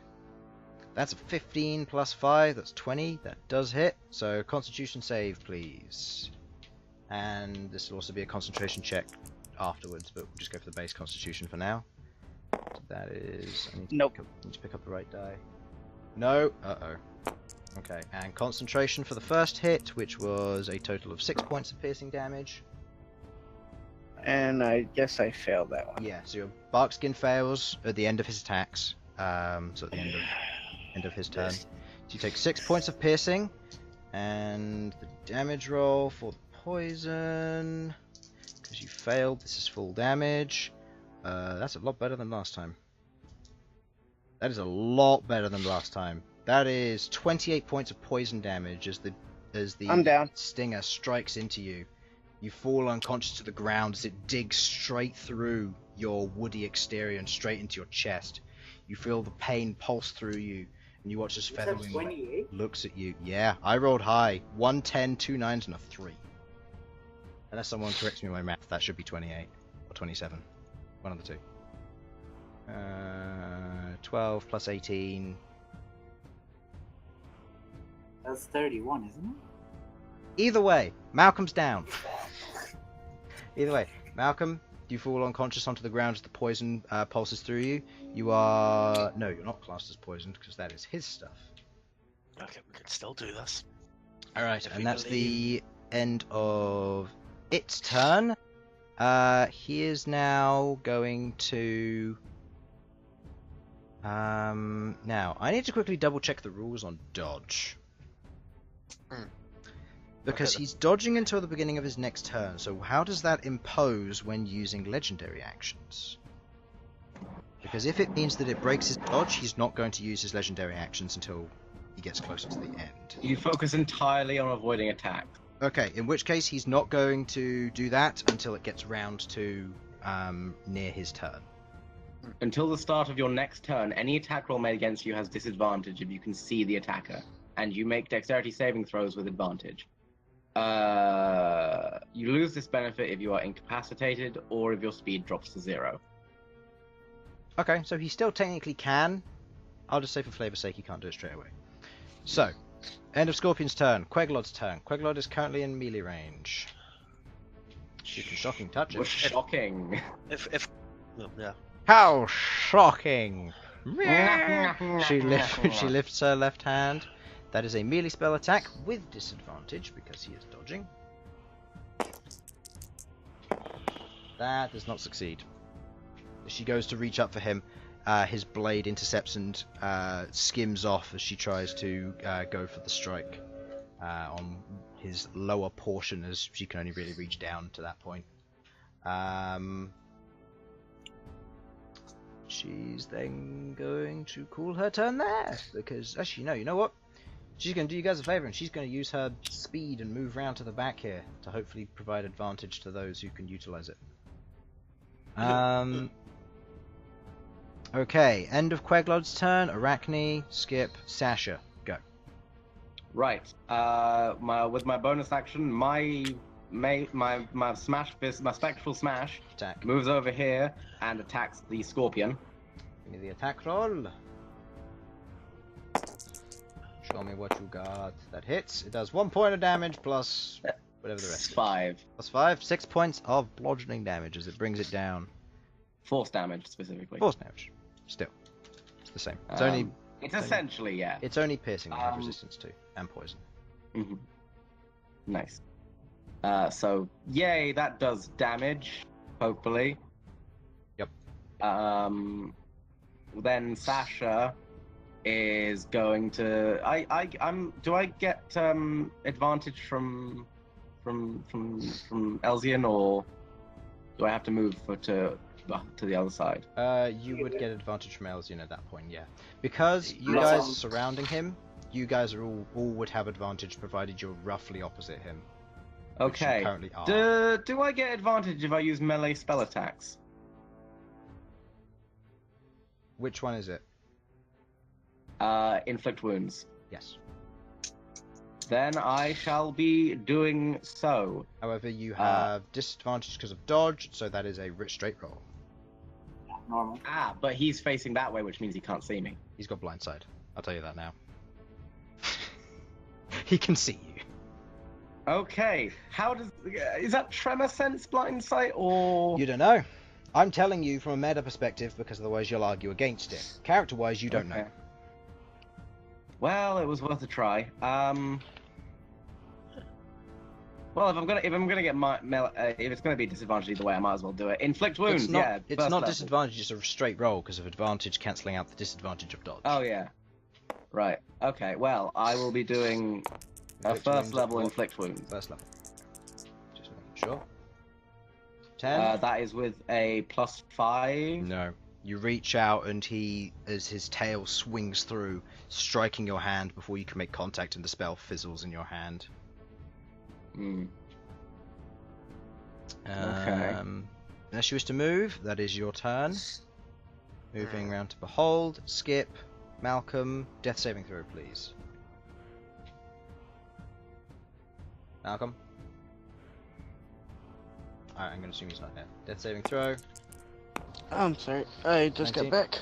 Okay, you succeeded your death saving throw, so mark 1 success off. Okay. Okay. So 1 success, and that will be the end of your turn. End of his turn, he is going to use this time now to...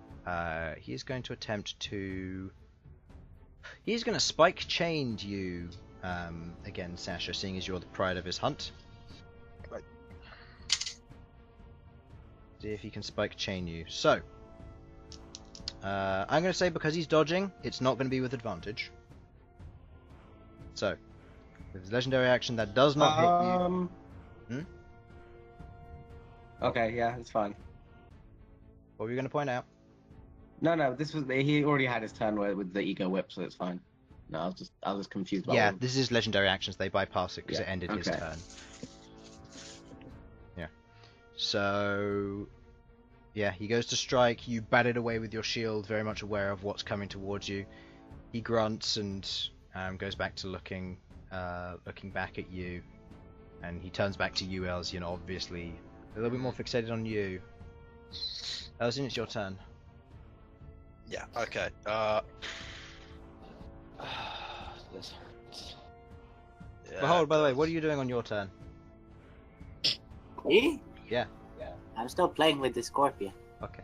Also, do I remember which scorpion this is? I don't think. Because I heard their names. Did he tell you their names? Well, I was there Yes. when he said Okay, it to make a Malcom. history check with advantage then. 2-1. Come on. Yeah. This one. Oh wait, no, that's With an added 0 on each, I mean. that's a -2, isn't it? This was history, right? Yeah. That's -2. You're fairly certain this one's the one known as Shigal, what- but what- you don't know.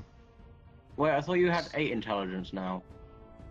No, he's still at 7. It goes up to 8 Okay. at 8th level, and then it Oh. stops because of the deal we had.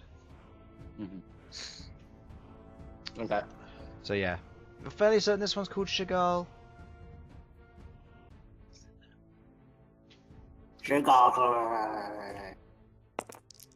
Just gonna have kind of a Handling? A That's a 19! 22. You just continue to tickle it, it kind of rolls over a bit.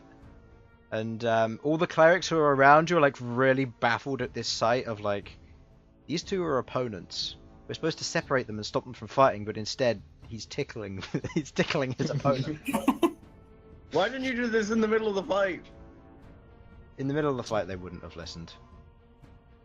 Yeah, would have bit his hand off.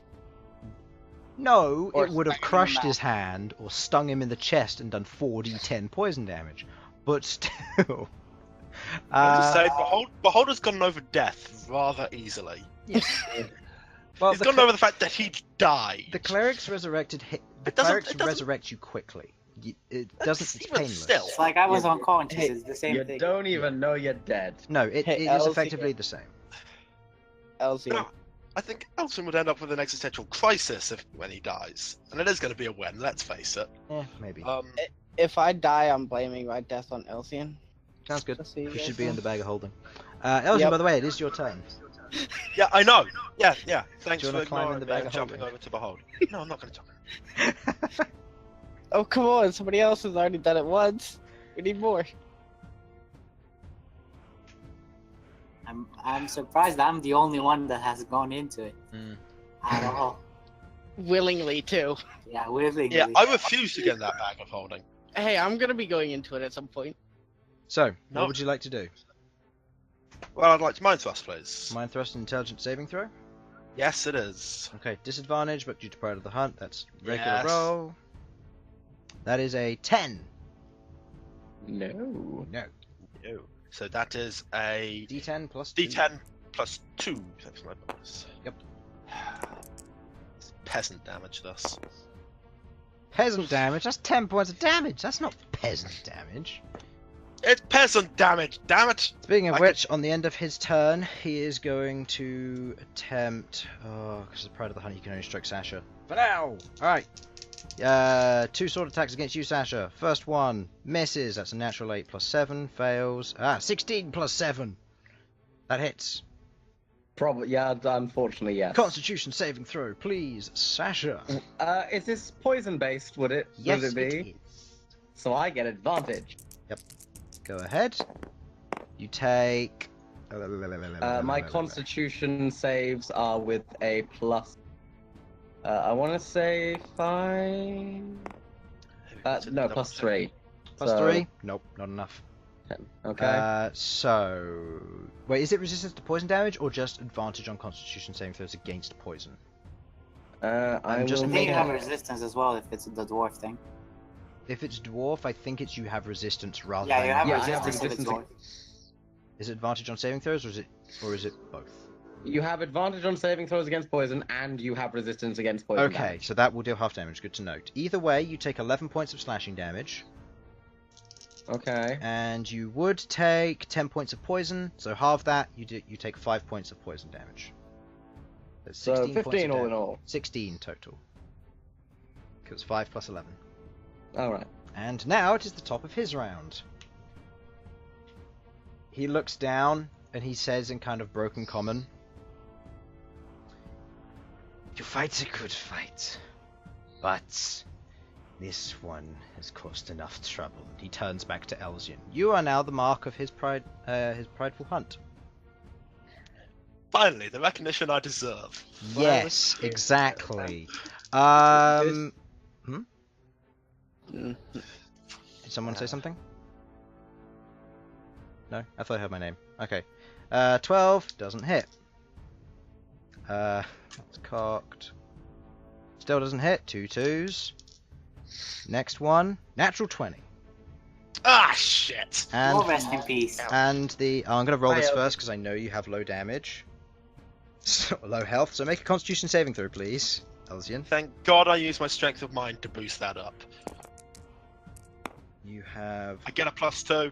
That's a 21. 21 total. 21 total because I used strength of mind to boost my constitution save. Dang. Okay, you don't take the poison damage. You do, however, take 13 points of slashing damage from the natural 20. And now for the sting. That's just mean. That's rude. That's a 22 to hit. Fairly certain that hits. No, it doesn't hit it, so I don't know what you're talking about, Chris. No, of course not. Constitution saving throw, please. Oh God. Let's go for the other dice. The other dice. Okay, that is a 2 plus 4, so you take 6 points of piercing damage. 19. 19? Okay, so you take half damage from this. Just tell me the total damage I take, Chris. I've also been doing this wrong, so that...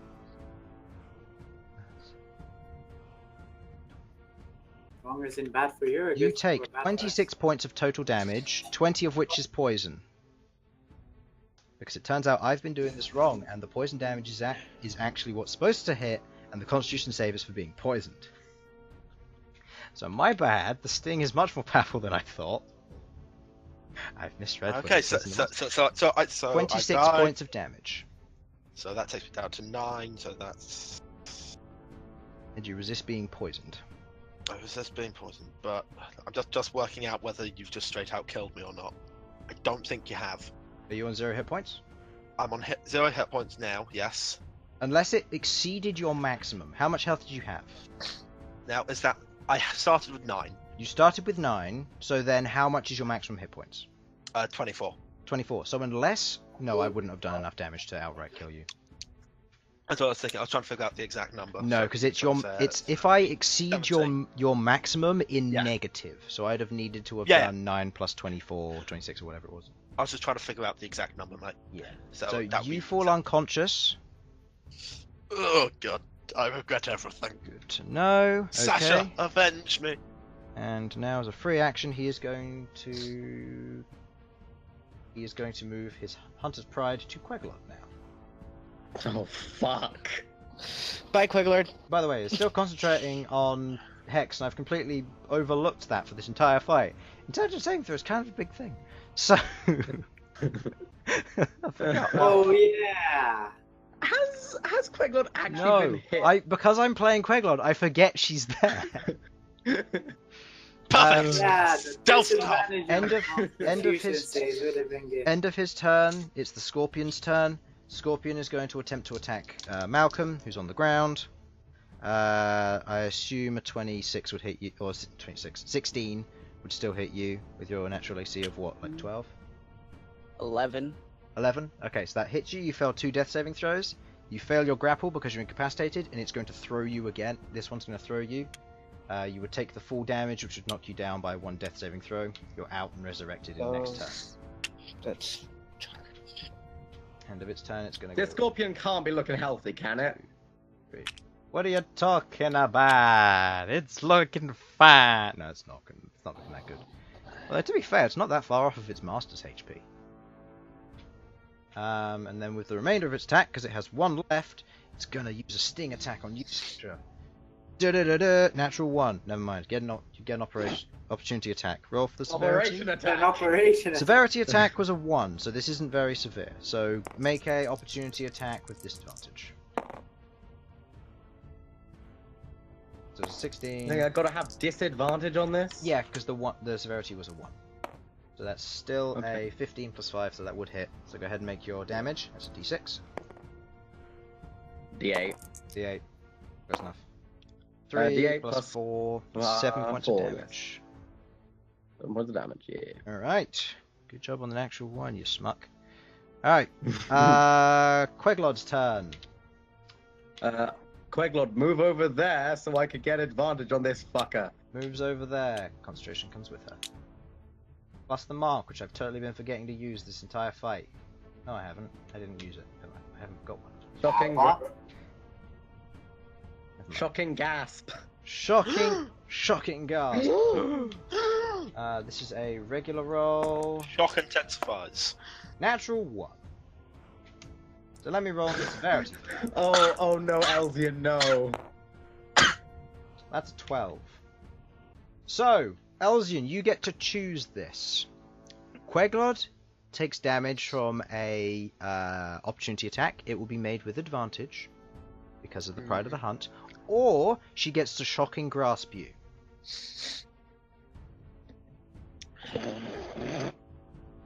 Actually, no, I'm going to give it to Sasha. Sasha, what one would you prefer? Ah, you bastard! Run that one by me again. You took too long to choose, Elsyan. You either get to shocking grasp Elsyan as Queglod, or she takes an opportunity attack with advantage. Shocking grasp Elsyan all the way. Okay, Elsyan. Harlan, I will murder you. I'll murder you. I'll You come don't to... know. You take 1d10. You aren't conscious. Wait, is it 1d10 for shocking grasp? No. I believe so, but I'm not certain. No, it's a d8. I want to actually 1d8. I want to say, but It's a 1d8 lightning damage. Okay, you feel this from the grave as you suffer. It's a melee attack. It's an auto crit. You suffer 2 death-saving throws. As she reaches over, he bats Queglod's hand out the way. She grabs your pelvic region and shocks. Oh, You feel it from the grave as your spirit begins to leave you. Why, Chris? What is your obsession with people grabbing other people's groins? Do you have some problems you need to talk Do about? I have a problem? Have you seen Yes. your campaign? Yes, I've seen my campaign. That's all thoroughly no, it's not I would like to say that Elsyan discovers a new kink. This may or may not No, be punishment for no, I saying don't. prawn stars at the beginning of every single one of my episodes. Because you two are the ones who invented it. That wasn't Sasha, me you're that next. started that. You continued it. So, I'll take my death saving throws. yep, death saving throw. It's only 1 because it's on your turn. You automatically fail 2 because of the hit. Oh. So you fail 2, and then 1 death saving throw when it rolls back round to your turn because everybody else is out of combat except for Sasha. So Sasha, unless you're healing Elsyan this turn, he will make a death saving throw. Oh, I'm not doing that. I can't. I need to touch him to be able to do it. I can't get around to him. I mean, you could try. I mean, no, I physically don't have the distance to do. Okay, I could Fight feasibly through them. go here. Look, I want to get as good a show in as possible, so you ain't coming back out of this, sunshine. Yeah, you ain't got no spell slots left, so fuck you. I never had any spell slots to start off with. Alright, you know Sasha, what I are you mean. doing? Yeah, I'm arguing for Bonus play. attack on the scorpion, me attack on the Tlinkali. Bonus attack on the scorpion. Please go ahead with that. Mind if I just have them both, roll them both at the same time? Yeah, sure, why not? We'll say the left one's for the Tinkali, and we'll say the right one's for the scorpion. Alright, left one for the Tinkali is a natural 1. The one on the scorpion hits, though, which is a 6 plus this 5. is the left one. This is the left one. Where are you looking? Oh, you're looking from over there. Yeah. Okay. No, this is why you need to look from my perspective, because I always do it this way. No, I don't need to. Why would I look at your perspective? I look at my perspective. Because I'm the DM. That's Oh, why. Ugh. You're looking at everything backwards. What the fuck? Harlan, you are looking at everything upside down. Look the way we're all looking. I'm looking at as in the characters are looking in that direction. Alright, so, What? either way, the hammer brings down its strike on the scorpion falls unconscious. However, I'm going to roll for the severity. That's pretty good. I'm going to attack you with advantage. Actually, no, you get a choice here. You attack with advantage, which I'm not going to tell you what I rolled, because I'm going to stick with this roll. You attack with advantage, or your concentration fades. Advantage. Advantage? Okay. That is a 18 total. So that means I'm fine. You're fine. The opportunity attack doesn't hit. Yay. He swings down with the blade. You block with the shield as you went to strike one of his legs, but missed. End of your round. He hasn't used any of his legendary actions, so he's going to use one now on Queglod. 2 attacks on Queglod. Pride of the Hunt means he has advantage. Natural 19 hits, and natural 17 hits. Queglod, I apologize, probably dead. That's 7 and 8 plus 8. That is 16 plus 7, taking up to 23 plus 2 Constitution saving throws. We'll look at those in a minute. So she takes how much damage did I say? 23? Yep. 23, that puts her down to 7 health. She succeeds on... Hey, she succeeds on both, I think? Yeah, I think so. Yeah, she succeeds on both, so she takes no poison damage from that. Nice. Hey. Nice. Queglod's still going strong. She's still going, but that's her legendary action gone. Malcom, you're out. Bhold, you're out. Elsyan, death saving throw, please. I just want to go on the record. I hate you all. Understandable. Actually, I just hate Sasha, let's face it. Your spirit fades. And while we've still got all this, I'm going to say Featherwing pops back to you in terms of out of the ring, just because you wouldn't be able to command her from there. Scorpion's out as well. Scorpion joins you to the whole repertoire. So Malcom, you're the one who wakes up and you see Bhold currently like wrestling between these two scorpions, having like the time of his life with his animal handling checks. Way better than fighting. Tickling them and enjoying Nobody his life. but you. She's currently there, all like, my life. she's rubbing Just herself on your shoulder. Almost comfortingly. Felipe's still about. I forgot he existed. Yeah, Felipe just exists forever. Felipe's going to attack! Felipe! Twice! Go, Felipe, Come on, go! Felipe! That hits! He does 1 point of damage. Yeah. Nice! I would say more than Elsyan did, but he actually did damage this time. Hey, I did a lot of damage this time. You did. Yeah. You did very well this time. You're living up to your numbers now. Elsyan just death saving throwed.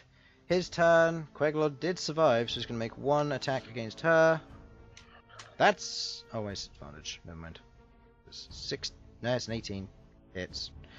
I'm going to say she's probably down. Yeah, she's down. She falls unconscious. Next attack strikes, and strikes again with his 2 other longsword attacks. Queglod's out. Queglod's I guess out. that makes me the new pride. And Felipe goes with. And he turns around. He moves. Hex is gone. And he is going to divert his attention using Hunter's Pride on you. And he is going to attack you with a sting attack. Dicks. That's a natural 1 and a 9, so that doesn't hit. I'm rolling a lot of natural 1s with my advantage. I'm so happy. Good. Why do they have to be advantage? Hunter's Pride. That's how it is. Right. So Alright. it's my turn yet? What even is Hunter's Pride? Who knows? Hunter's Pride means that when he attacks somebody, he gets advantage on everything he does. Grappling checks, strength checks, acrobatics checks, everything. When he is targeted by someone, if it's a saving throw, he has advantage, otherwise it's a regular attack. While he has Hunter's Pride, if the person chooses to target the target of the Pride, his AC is reduced by 1. Proceeds to be reduced by 1 for every turn that the person is alive. So effectively, Bhold, when AC is naturally 17, Bhold was hitting on anything which would have hit 15 plus because he was alive for 2 turns. So it does have risks. Okay. So is it my turn yet? It's your turn, yes. So it's your turn. So Well- he doesn't go down to the end of his turn. Bonus action! Bonus action strike. Give me the attack. That is 17? With a +5? That 17, hits. yes. That's 5 plus And 5, I was- 10 points of damage. 10 points of force damage. Nice. I will attack with a 2nd level inflict wounds. Okay, give me an attack roll, please. Come on, Sasha. 3 Sasha down. 1v1, come on. He's over just in case. 2nd level. Oh, it's a 40-10 then. Oh no! Ah, we saw this happen once before. Alright, severity. What you got? Oh! It's a low severity. so he's not going to do anything. You just miss. The spell fails and fizzles. Fuck. Ah. You like go. Roll a 20, Chris. Come on. I use That was my the time movement to to roll a run around 20. and try and distract him. You're gonna move Yeah. around, try and distract him. You're his hunter's pride. He doesn't care. He's just gonna strike you. End of your turn. He does get one legendary action, which he will use to make a sting attack because he's nasty like that. That is a 22 to hit. I think Constitution perchance that saving might throw against poison, please. Poison. Well, at the very least, I get double on that. Yes. That is a. Hope it isn't as That's bad total as of last 9 time. piercing damage. 9 Okay. piercing damage, sir. And 9 piercing damage, and you succeeded against being poisoned, so you are not poisoned. However, you do take. This will be halved, so that was 8, 12, 13. Half of 13, rounded down, that's 6. So you take 6 points of poison damage. Along with the. What did I say? Was it 7 points of piercing? 9. 9. 9 points of piercing. 9 points of piercing. I mean, feel free to change it to 7. Like, go right ahead. It was probably more likely 7, so just put 7. Okay. Like, in all honesty, I can't remember. So 13 points of damage total from that. That was his Okay. legendary action. Now that it's his turn, Fuck. longsword hits. That's an 18, natural 18, natural 18 I'm again. a 90. Oh wait, natural 18. Natural 18 plus 7, so yeah, it goes into 20s. Ugh. That's a 17, that doesn't hit, so that's that. And then his sting attack, that is also 17, doesn't hit. So 2 longsword attacks coming your way. What? Tell me how much they do. That is 8 plus 12 is 20 points of damage, plus 2... I am gone. Okay, you're gone. Okay, yeah.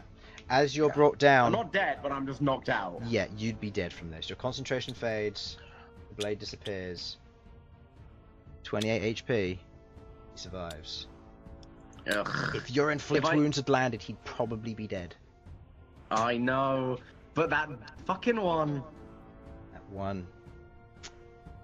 That happens One once As before. The curse of ones. yeah, as you're taken away, the crowd cheers, and as you're brought back in, you see the faces of of everybody else who's there. Queglod's there. You feel a little bit downhearted with what you've done before she walks in, the Goliath. We're going to use this time to take a break. So, go grab your snacks, go grab your drinks, stick around. We'll be back in about 5 or so minutes. Be back soon. If even one of my inflict.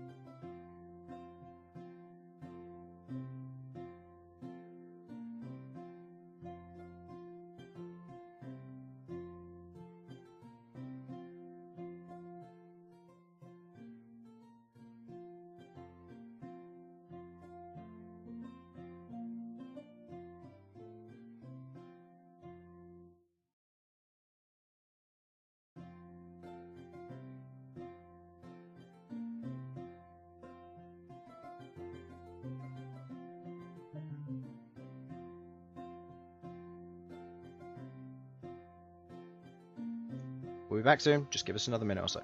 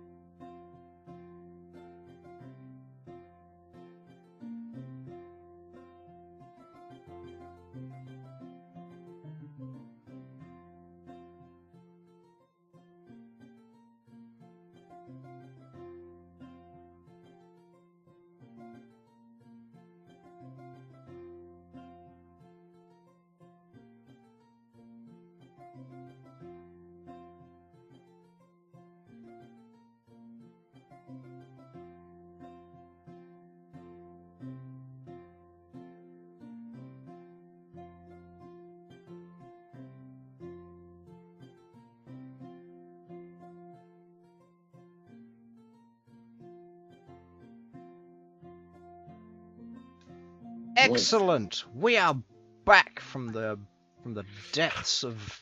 Disconnected from server timeout. No, really? Really. Don't worry, it's probably just a mind. It happened when I tried to log in earlier. Okay, that's fine then. So I might be having slight internet issues over here. the crowd is cheering and roaring. Eventually, the Tinkali comes back in, seeing the rest of you, seeing you, Behold, like wrestling and tickling the two giant scorpions over here. Are any of you doing anything else during this time? Rocking back and forth, trying to come to grips that I just died. Okay. If I just died, I'm praying to my deity. And I'm just standing there. Okay. So, D100 check for the deity. I'd also like everybody to roll a D12. Holy fuck balls! Oh, you did it. What did he roll? What did he rolled roll? A 3, which is below his level, which means it counts. Okay, Oh, I would like shit. everybody to leave, please. I didn't expect this to happen so soon. Alright. Go to general chat, please. General chat! General chat, away! Can I please do? I'll move you, don't worry.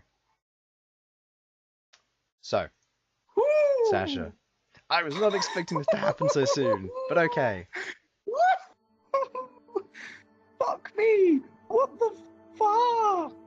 It's a three. Sorry. It's a 3 on a D100. You need to get a 4 or lower. You did well. Oh, Not by damn. choice, obviously. Yeah, but damn. As okay. you Bloody pray. as you begin to pray, you've got your Turan, hand. I have Go on. I have died this day. I have touched your realm. Speak to me, Turan. I pray to thee. Flom. Yeah. As you open your eyes back up, you feel the heat rush towards you, and you're in that place again. Beautiful blue stone, cut stone floor. There is piles of gold and gems where you've been here before. This is where you first met Turan. Mm. And you see, standing atop one of the piles of gold, the red dragon looking down upon you. And I kneel. as you kneel, you feel the warmth rush past you as you feel the form of the dragon shrink into that beautiful dragonborn individual. As she steps down, she steps up to you and she grabs your chin and raises you up. You can see around her neck is the necklace you made for her. Still, it sits there, resting on her chest. Well, that's nice. And she's like still that. wearing her red and purple silk gowns as she stands there, her wings folded in behind her, her tail swishing behind her, knocking a few gold pieces to the side. My lady. You may have died, but this is not the end. The others will need more help from this. You, however, have overcome this. You did well. You fought well. There is more for you still. Thank you, my lady. I shall do better in the future. You will. And she places her hand on your chest. You feel a warmth grow inside your chest, and you like look down, and as you look back up your back, kneeling on the floor where you were praying, you feel the warmth lingering in your chest as it begins to die down and grow again, almost as if it's a very slow, separate heartbeat to itself. You feel the warmth. I am A-okay with this. Okay. Thank you, my lady. If you'd like to go get the unless you want to do anything. I'm just going to come out of my prayer position. I'm just going to hold my hammer in my hands and I'm just going to sort of like bask in the feeling of it. Okay. Of the situation. Because I have just met my goddess again. Okay. Whew. You can go get the Was others. not expecting that, honestly. Actually, no. If you go into the other room and tell Elsyan to join me, please. Okay. Just Elsyan.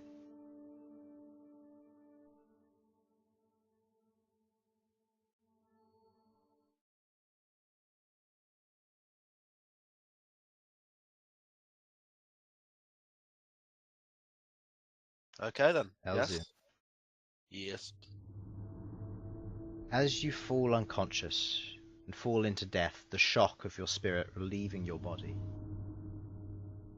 you feel a grasp on your life. You shoot around and you look and you can see hands rising up, grabbing your body, grabbing your spirit and trying to drag it down. You feel this pain as you begin to struggle, writhing left and right, breaking away from these arms as they separate and just blubber away almost into like pools of mud below as they begin to attempt to drag you down more and more now. You reach out and you grasp, you see the face of your mother above you. Huh. Yeah, well then. I need to deal with this bitch. Oh god. As you're there, you see the heads of others. Your butlers, your maids, your father, your brothers. You see another face you don't recognize, a young female elf. No more than 2 years of age. You see that she has woody texture to the outside of her skin, twisted back bramble-like hair, and she lies there on a clearing in this muck. Woody tech. She's a sylvan elf. Sylvan elf. A child that I don't know about, a female. Just checking, does Elsyan know he's got a sister yet? He was told. Okay, so I'm presuming this is my sister. Maybe. Possibly. You can assume that. My mother is a crazy bitch and would do that sort of thing. Would you like to do anything? The hands are currently dragging you down. You see the faces of those around you, looking down upon you. I'd like to struggle to get up, away from the hands. Okay, make a strength check, please. Come on, game. Let me roll. 19, good. You begin to struggle and you begin to pull away, and as you lift up your right arm, there's this snapping of other arms as they pull away. Other arms reach up to greet it, grabbing your forearm, trying to pull it down. And as you attempt to resist, you pull yourself up. You begin to pull yourself upright. Make another strength check, please.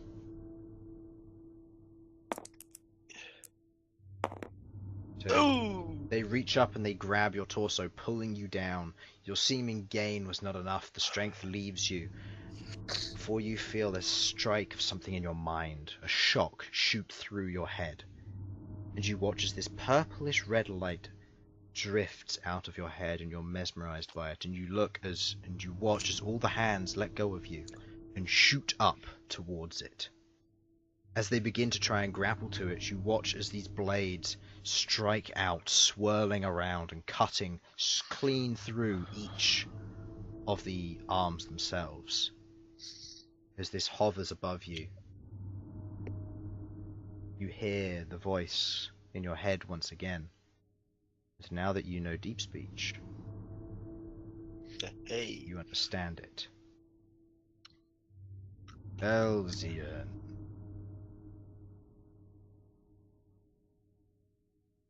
You wouldn't fall so easily. Would you? I never intend to. Good. You still have a bargain to keep up. All the same, your mind is troubled. You don't have to tell me that. Death is a release. This muck you see here, it's her tether to you. If you choose to break it, I can. Your powers will grow, but she will only desire you more. She will rage, she will torment, she will scream. Now is your chance for your first steps towards redemption. They come with a price. Do you risk it? What is the price? Those you know may die. Not your friends, not your family, but those you know. Your memories, what's left of them. Farnsworth. Your own mind, your sanity. It is not sacrifice, but it may be forfeit if everything goes wrong. Your plan will come together, and as my strength grows, I can shield you further and further. It is up to you. Do you take this or not, Elsyan? Aleuir.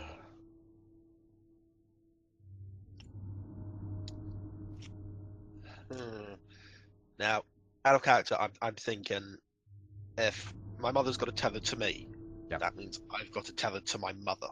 Yes. It's two ways. You're currently sapping the energy from her. However, she has a link to you. And if you break her link, your link may still be intact. He said that by saying your power will still grow. Well, yeah.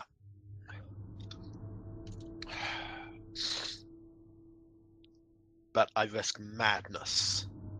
Effectively. Fucking Elsyan's not exactly sane as it. Screw it. Very well, break my tether. Okay. You have one shard, so make 1d20 check.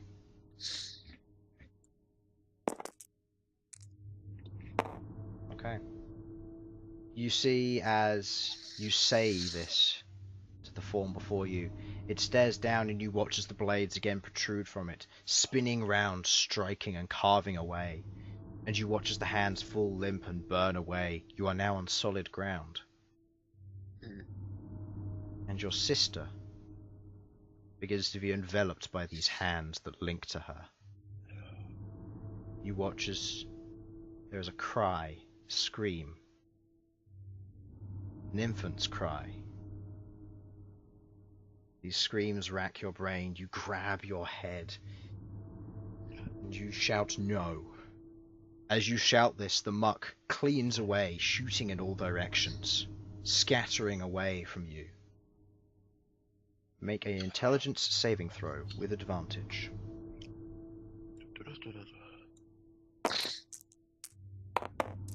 Okay.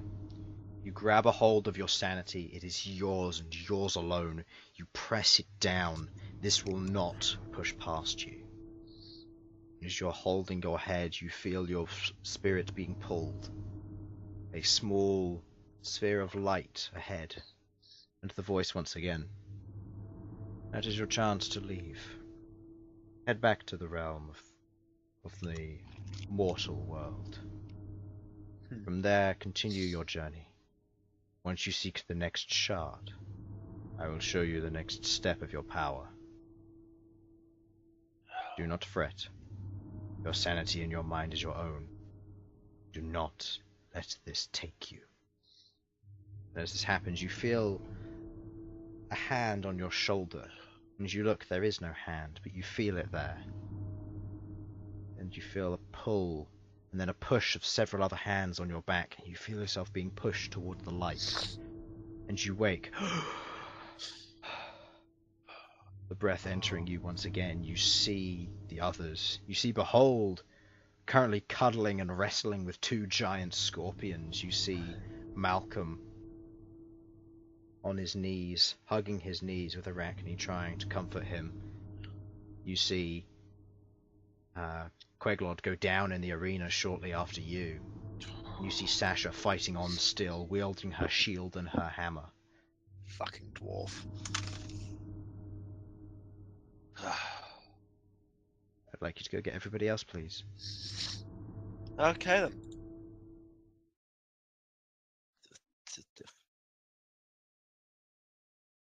Oh man, chat. I don't know. There we go. Thank you. Hello. Alright, Hello. so. Now that you have all been resurrected, I'd like everyone to make me a constitution check, please. Mine is an 18 plus 5, so. 18 plus 5? Alright. Chris, is this still something I'm doing, or is this Everybody, something I'm... everybody's doing it. Yeah. What was yours, Malcolm? It was a 19 because I rolled it before we switched, but I couldn't let it go. All right, and now to roll for Queglod. Queglod gets advantage because he's got the Raven Queen. It was Constitution, so it's So- 19 plus 2. Okay, so no one rolled below a 15? I I got rolled a exactly 14. on 15. I got a 14. Okay, you got a 14, so you take a -1 to all of your saving throws for 2 days, which will be covered by your 2 days off after this. Cool. Do I still have exhaustion? You still have exhaustion, yes, from dying. Everybody else, however, you resist the effects of the negative effects of this. Because you all got above 15, you resist it for a day, which then disappears shortly after. So it don't last that long. But Are we all healed back to full health? you are all healed back to full health. The clerics make sure you do so. And as the cheering dies down a bit, you can see 2 other competitors leaving. One individual's leaving shortly after you. He's got one of those basket helmets on with the holes in the front, wearing what looks to be half plate, carrying a trident in one hand and carrying what looks to be a shield in the other as he runs out onto the field. And you can see across the way another individual in the ornamental plate armor with the sword and the shaved bald head walking out. You're all there, each of you having your own experience. Behold, it's just another day for you. You've never had an encounter with death. On the same vein, you didn't suffer too much from it. Medics got to you quickly, you were brought away, and seemed just like another going unconscious for you. Sasha, for you it was strange. You felt a connection. Something in your body, not necessarily taken, but you felt your body be separated from your spirit. And in those brief few seconds when that occurred, you felt the cold chills of death traveling down your spine. You feel wary. This is something to watch out for in the future. This is dangerous. Malcom, you've never had a brush with death, and it scares you. It could be the end of your journey. But on that same vein, life is nothing without a few risks. Arachne has died plenty, and she sticks by your side. Featherwing also. You dying, it's painful, it's scared, it means you have a whole new respect for your companions, and you want nothing of it on them. But it's something that they've suffered too. A connection, and you feel that this will bring you closer. Elsyan, the torment, the shame, the understanding, and the breaking, and the recovery. You understand what happened, what took place. You died. That death may have been beneficial. You aren't sure how just yet, but it may have been. And Queglod, very much aware she died, she went to visit a friend of hers. She was told to come back, and so she did. Her job and story is not over, much like the rest of you, and you realize that the gods would have stopped you if it was the end of your journey. Except for Bhold, who's busy playing with scorpions and having the time of his life. So, you're all brought back in, you're all there, you're all getting over various traumas and torments and the different things that you've experienced. And you watch as the Tinkali walks in, and he sees you all there, and he goes, "That was a good fight. I must admit, all of you are very, very strong. Stronger than I anticipated. But I thank you for honoring your duel with me." Gives a low bow, and the 2 scorpions stop playing, and they stand on all fours, and they also do a courteous bow, bringing the claw underneath their underbelly, before going back to wrestling with Bhold. It's certainly a pleasure fighting against some individuals so strong. I'm used to fighting large creatures, but you showed a new dynamic. You're capable. More so than I would have otherwise anticipated. You did well. Now tell me, I said I would not ask your name till the end. What are your names? Looks over at you, Malcom. I'm Malcom. Malcom. I guess I said everybody's name. Oh, I'm just waiting for him to look at. Oh, he'll be just going around, so whoever says next. I am Sasha. Smashfist. Gives you a nod. Bhold. Gives you a nod, and what little... Although there's very little of a mouth, you see there is kind of a grin, almost.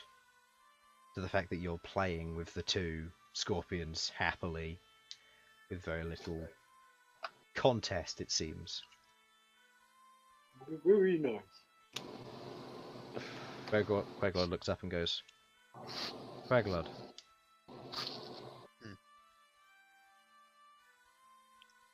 And Elsyan's deep in thought, so he's not really paying attention to what's happening right now. And you? Oh. Mind Apologies. Tricker? Elsyan Aleuir. Pleasure to meet you. I'm Suven Dagrali.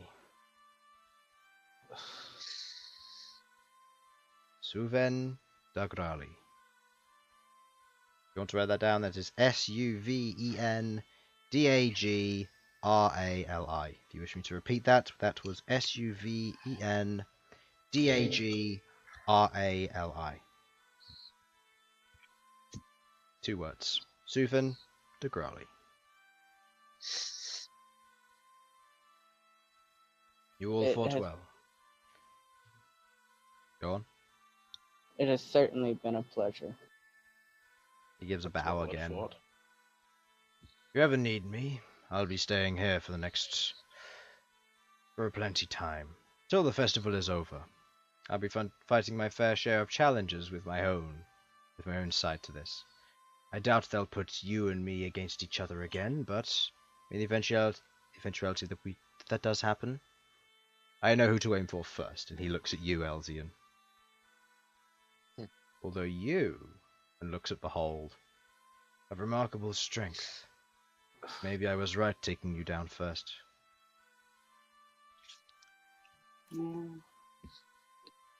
All the same, congratulations on your so far wins and your access now into the arena during the Harvesters Festival.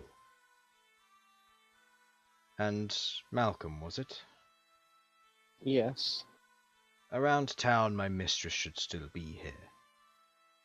You can spot her she'll be riding her salamander. She'll be around somewhere. Maybe speak to her if you wish to do anything. I noticed you had a pseudo-dragon. Or a draconic Indeed. creature of some kind. And you're from the My Barren ears lands. prick up. What was that? You have a pseudo-dragon or a draconic creature of some kind. Yeah, I thought you said something after that. No, that was what Sasha said. Your ears prick up.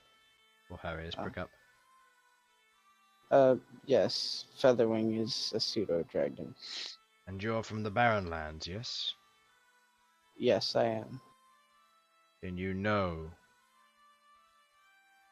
what the rule is. Yes, I do. And yet, you own one. My passion has pulled me towards this. The consequences. There might be consequences to these actions, or there might be other events that might happen. Only time will tell. I see. All the same, this is not affairs that I will get involved in. My job here is to hunt and to fight.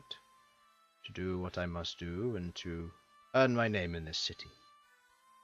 And to return a victor. Today, I may have achieved that. Tales of... And he gestures towards you with an open palm. To me? Yeah, Tales of... ...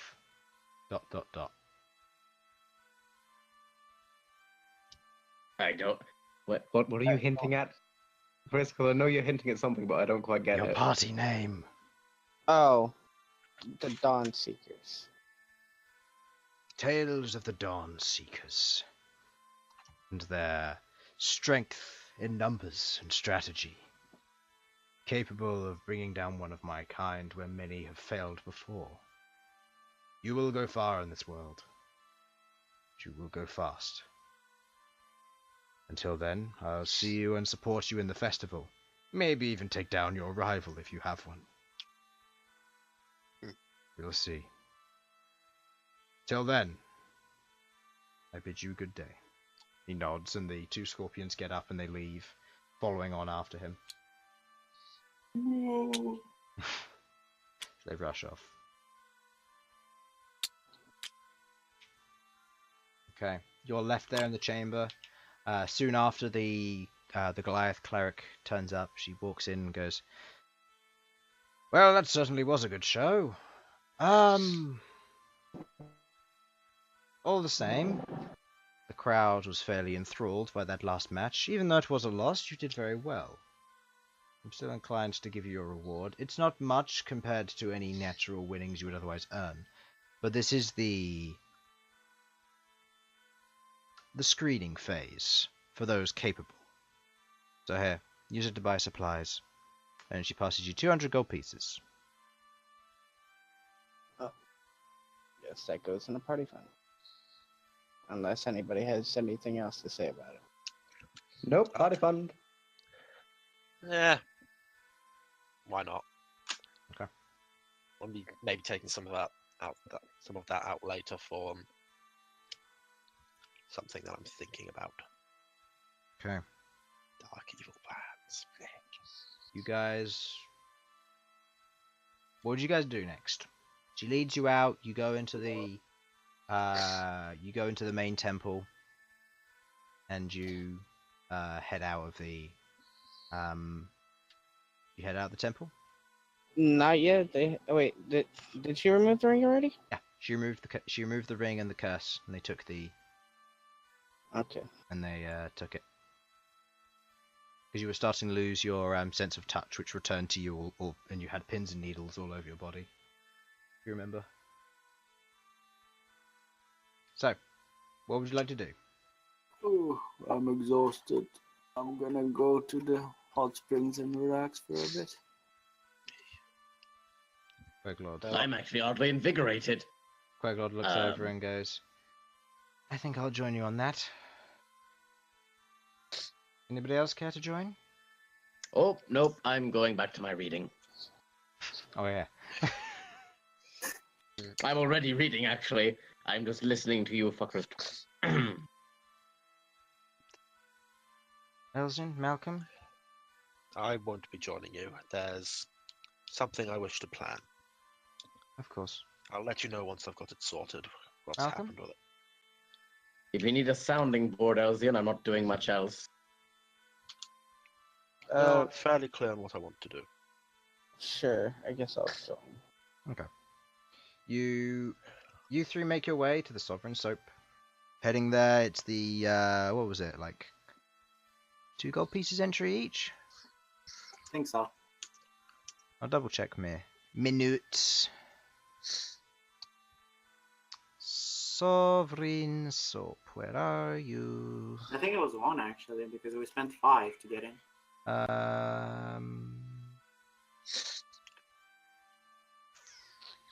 Nope, that's the wrong tab. I need to go to that one. I can also close that as well. Bathhouse. 1 to 3 people would be small, so that's 3 GP. So it's 3 for all of us? 3 gold P for the total of you 3, yeah. And you get into another nice bathhouse. It's very nice in there. It's very relaxing. You sit around and you chat. Queglod, while she's bathing. By the way, do your constitution check now, Bhold. Total? Is this with the modifier or saving throw?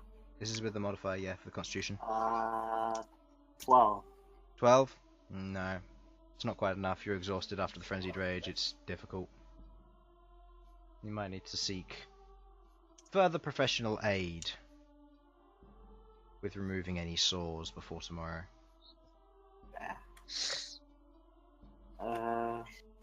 Queglod, Yes? do you know any very good doctors? Someone who can relax me for tomorrow? Doctors, I'm exhausted myself. Doctors I'm not sure about, but you could seek a spa of some kind, or maybe come back here. Oh, I know Then I'll fight there's tomorrow, one around the city somewhere. Might be worth trying the Undercity. Sometimes you might find something down there.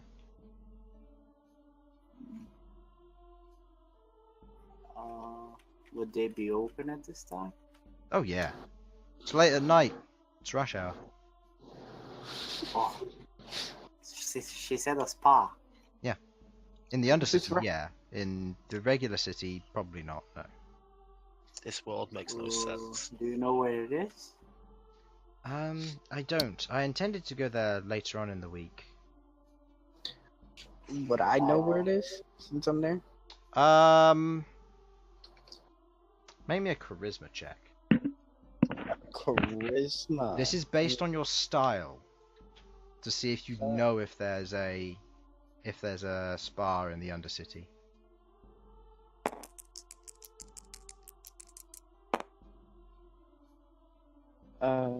What's that plus? That's your The charisma, left? the left number, yeah.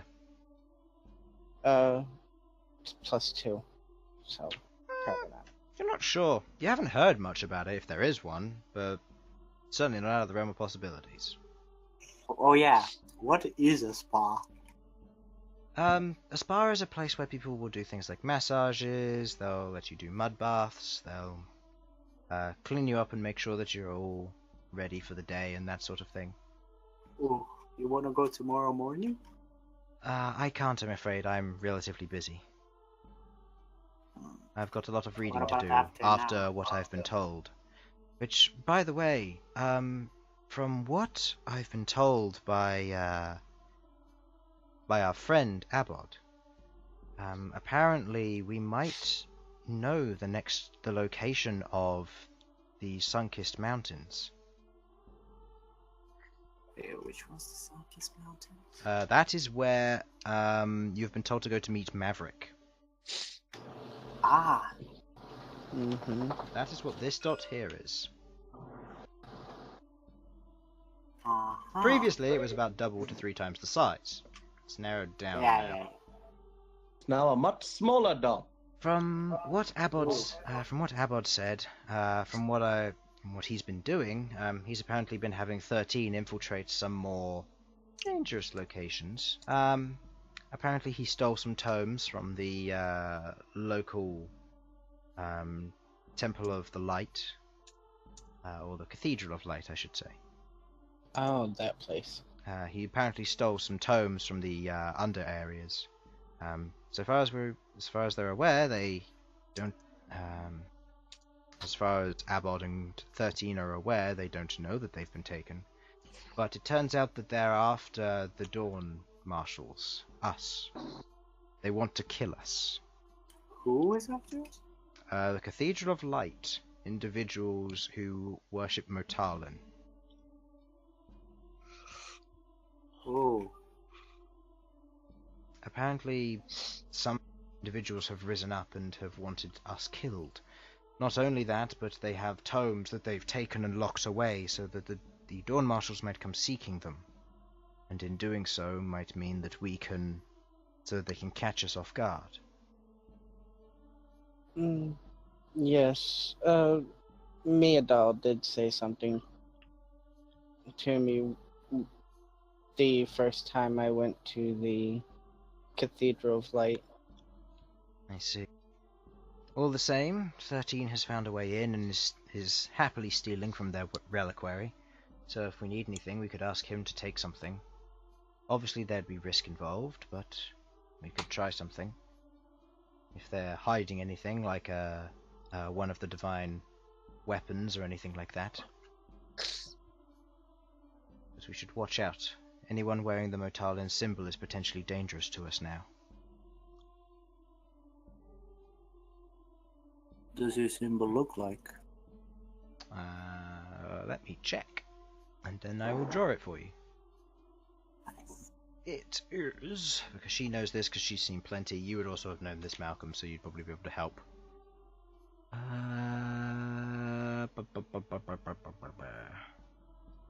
Motalin. Alright, I'm not sure if I'm going to be able to draw this, but okay. It's a 7-point sunburst with a bell in the center.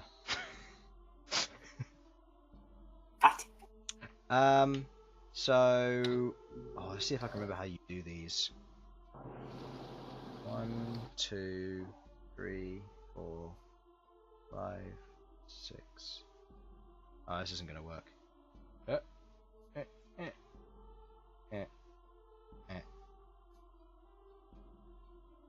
It's something like skip 2.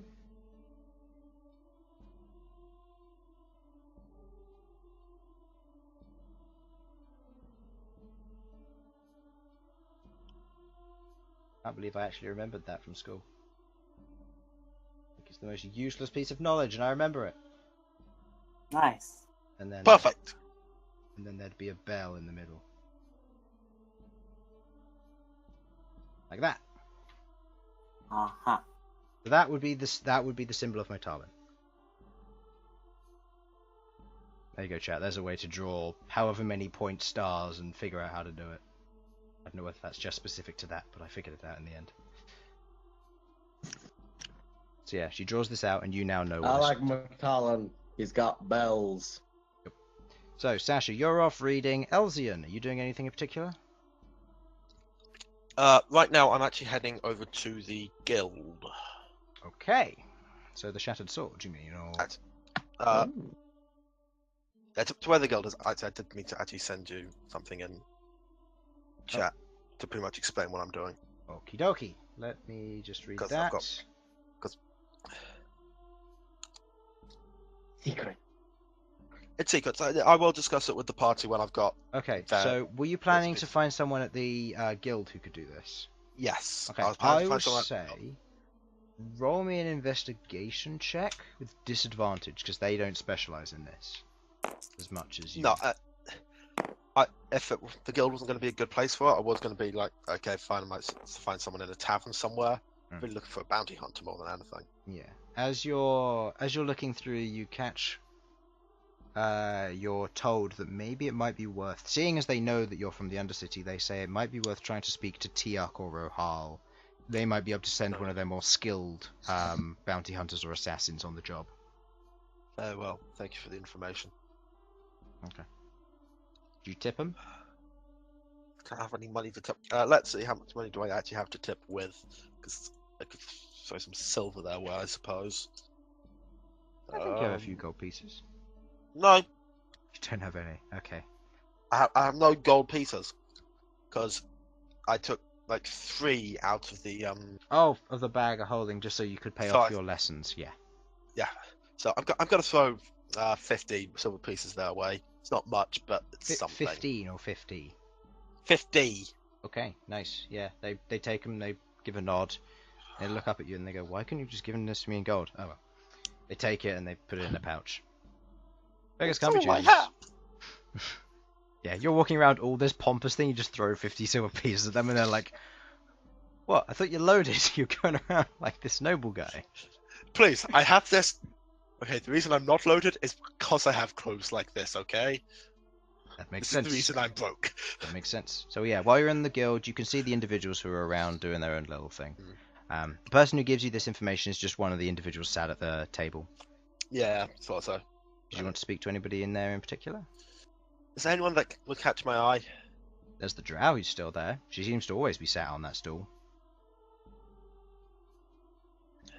Nah. Round two. My mind's on other things than this drow. Are you sure? You don't know what she Round does. 2, come She on. could be exactly what you're looking for by the power of plot convenience. By the power of okay, fine. I'll go over and talk to her. Okay. Yeah. What would you like to say? Because she ain't saying nothing until you do. Hello there. Nothing. Hello. Again. Alright then, good chat. Goodbye. Walk No, off. No, I'm joking. It's an Elsyan thing to do, I couldn't tell. It is an Elsyan thing to do, let's face it. Well, this obviously isn't going to go well, so I'm just going to leave now. So what is it you actually do here? No one gets up the stairs past me. Interesting. What's up the stairs? Wouldn't you like to know? Yes, that's why I'm asking. Damn it, he's got me there. Make a, He's no. got I'm not me even going to there. say make a wisdom save. She didn't manage to intimidate. She looks at you and she squints, kind of baring her teeth a little bit. Ooh, so scared. I died today. Oh, lucky you. Yeah, Why are you back here then? Just You could have looking- stayed dead. Might have been an improvement. Ouch. I agree to that. Damn. I like it. I'm genuinely I glad like you it a guys lot. hate. I'm glad you guys hate Elsyan, because that's what I'm entirely going for. He's not supposed to be likable. I don't know how to respond to that. No, I don't. Death is a weird thing. There were hands. It was all grabby. There's a baby. I don't know where you're going with your death, but death isn't usually like that. You might want to see a psychiatrist. Maybe something to do with a demon in my head. I should be saying that out loud. You're in ill company anyway. No one's going to pay attention. If, Many here have their inner demons, literally and metaphorically. I'm not quite sure if it is a demon. It's not even sure if it's a demon. It's some kind of thing that exists on another plane of existence, so could be. Demon's as good a word for it as any. What is your name? What's yours first? Elsyan. Malaya. She reaches out a hand. Where's a table to flip? Took you this Duh. long. Does she by any chance have a big fucking axe? She does. She's also wearing Ah. rugged chainmail, and she sat on the stool, glaring at you as Malaya does. Perhaps I could buy you a drink. No, I can't afford the money to buy a drink. I'll buy you a drink. That'll be 5 gold. I don't have that. I just gave When it I away as a tip. When I have more money, perhaps I could buy you a drink sometime. Maybe. Probably not, though. Oh, come on. It's Malaya. She's got her duties. She also couldn't go 5 minutes without a drink. She was damn near a registered alcoholic. Oh god, don't tell me she's gone through rehab. Don't pull that shit with me. No, she hasn't. She's just ignoring you. Or, alternatively, has she finally let blood into her alcohol stream? Yes, she has. Damn it. I like how you tried to explain away a vampirial as a drug. Like that. Anyway. Well, it's been a pleasure talking to you, Malaya. Likewise. I think we both know that's a lie, and Elsyan's gonna walk off. Okay, you walk off. Just realised something. Didn't Malaya hate nobles? Yeah. I remember these things, Sam. Oh god. So, Beautiful. you head off, you head back to the Undercity, we'll go back to you. Sasha, you're reading, so we're going to skip over you. You have an eventful night, sleeping and eating and reading. Back at the bathhouse, you all relax. Is there anything else you want to talk to about? Queglod, do you want to come to the spa with me tonight? before we go to sleep? I probably want to get an early night. I've got some things I've got to deal with. But if you do find one, let me know and I'll take a look through it. Malcolm, what about you? Let's go relax for tomorrow. It's a lot of relaxation. Yes, I'm very You tired. just so- died. We just died. Yes. Death isn't something that anyone should be taking as lightly as we are, even in a world with resurrection. Well, I mean, it's a phase, okay? It was a quick resurrection. If it was something like you'd been dead for a couple of minutes and they had to use the next level up of spell, then you would have been gone through living hell. But Oh, well, that's a thing. because that's nice to know. Yeah, sure, I guess I'll go. I'll be nice. Nice. Yay. But I'll leave you two to it. friendship. Okay, she heads off. After you all get out, you all dry off, and you head off home. Back to the tavern. You head back in. Elsyan, on your way home, you spot someone tracking you. Your passive perception picks up on this. The person is tracking you, moving from building to building. You're used to being followed. This is probably either an assassin, a bounty hunter, or a scout. Did I They're get my alone. Did I get my side points back from? I'm gonna say because you didn't relax. No. Okay, You can keep going. They don't seem to be engaging. You tested this. You've been walking for 5 minutes. They seem to be keeping pace, but they haven't seemed to have noticed that you've noticed. Okay, I'm gonna. Get in the car and drive away quickly. No, I'm gonna keep walking at the same pace I am, just back to the tavern. You head back to the Bronze Cask, your main tavern. Okay. You head back to the tavern. Are they still watching me as I go into the tavern? Yeah, they're still watching you as you go into the tavern, and you head in through the front door. And you lose sight of them as they're now outside and you're inside. Is there a window I can look out of? There's plenty, yeah. There are a few seats nearby. It's very busy inside the tavern. There's quite a few people sat at chairs, shouting. A few people are chugging. Others seem to be playing cards and that sort of thing. I'm just gonna try and find like an empty table by a window and try to look for this person following me. Okay. You go and find an empty table. You go and sit down. It's fairly near the corner. It's fairly dark as well. And you look out the window and you can't see them, but you see the individual enter into the tavern. Make a stealth check. Make a stealth check. Or I'm not necessarily trying to hide, Chris. You're not trying to hide. I'm just going to be sitting there as they walk in. I want to make sure they get properly into a room, and then into the room, and then I'm going to use telekinesis to ask them, "Who are you?" Okay. They walk in. They see you as you're kind of like looking. You're sat down at the table. They go and they sit down at a table as well, and they're sat away, and they seem to be like having a vague watch over you, and Trying to be nonchalant, not yeah, being spotted. you see straight through it. You know who they are. You know what they look like, and you can see straight through their plan. They're looking at you. They're trying to gather information by the looks of it. And as you ask them in their mind, "Who are you?" the individual gets up and begins to walk out. Is there a chair I can use telekinesis to put in their way? Yes, quite happily. There's quite a few people sitting on chairs as well, so you could probably take them with it.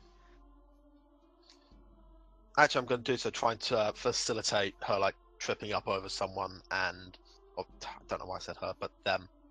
Them? Okay. To trying to keep them in the tavern. Okay. Just try and get a proper conversation in. Okay. I'm gonna say make an attack roll using your intelligence. Okay. So this would be the larger number of the intelligence. Okay, let me check. Okay. Let me check my core. I think that's like a 22 to hit, which is pretty accurate. You yeah. Yeah, you take the chair that someone's sitting on, you slide it backwards, and it ends up tripping the person over. The tripped over person is now like on the floor, and they get up and they begin to try and move away before the individual on the chair grabs the back of their head and goes, "Oi, you! like pulls them in close. You see their hood is down. It is a very, very worried-looking elven woman. You do not recognize her. You have no idea who she is, but she is currently being held by the scruff of her neck by the cloak, and she's currently there, like grabbing at this like orc's hand. He goes, "You bumped into me." He like throws her onto the table there, and all the other individuals like stand up. The barkeeper tells them to shut up or go away, and the orc looks at her and just goes, "You're not worth our time." Just flips the table while she's still on it. She falls onto the ground, banging her head on a chair, falls unconscious on the ground, and the orc and his friends walk out. Here's your chance, Elsyan. Here's my chance. I'm going to go over. How do I do this without looking really creepy? You're gonna be a fucking rapist anyway, so just do it. Oh, What God. do you do, Elsyan? Well, You can either look creepy or do nothing. You know what? I think I figured out a way I can do this without doing either of those things. Okay, what you got? I doubt it. I'm gonna go. Oh no, this. I'm gonna telekinesis her. I'm go- Magician's trick. And she's gone. No, I can't. No, I was just gonna be like, right. Oh, she needs medical attention. Oh, this is gonna go badly. Can someone help me like get her to somewhere she can get medical attention? The barkeeper like waves over to one of the individuals guarding the door. He walks up and says, "I'll take her to a doctor. Don't worry." Thank you. I'll walk along with you. Okay. She's a friend of mine. And he nods and he's carrying her along, and you head to one of the nearby herbalism individuals, and they take her in, set her down on a bed. She's alive and well, but she's probably suffering a concussion of some kind. Yeah. Relatively bad head injury. She may not remember this night. Yeah, when I get my side points back, I can properly interrogate her. Okay. She's just full out, and they're not going to try and get her up until probably the next day. You know where she is, though. I know where she is. Okay, cool. I'm just gonna like turn to the herbalist and just say, if she wakes up, don't let her leave. Don't worry, we won't. She's had some kind of a bad head injury. If she tries to move, we'll stop her. Don't worry. Thank you. Just at least make sure I get to come back and say goodbye to her before she does. Will do. And they carry on with their job. You head back to the tavern, back into the Undercity. Yep. Yeah, you head back in, yes. and you carry on your business. Bhold and Malcom,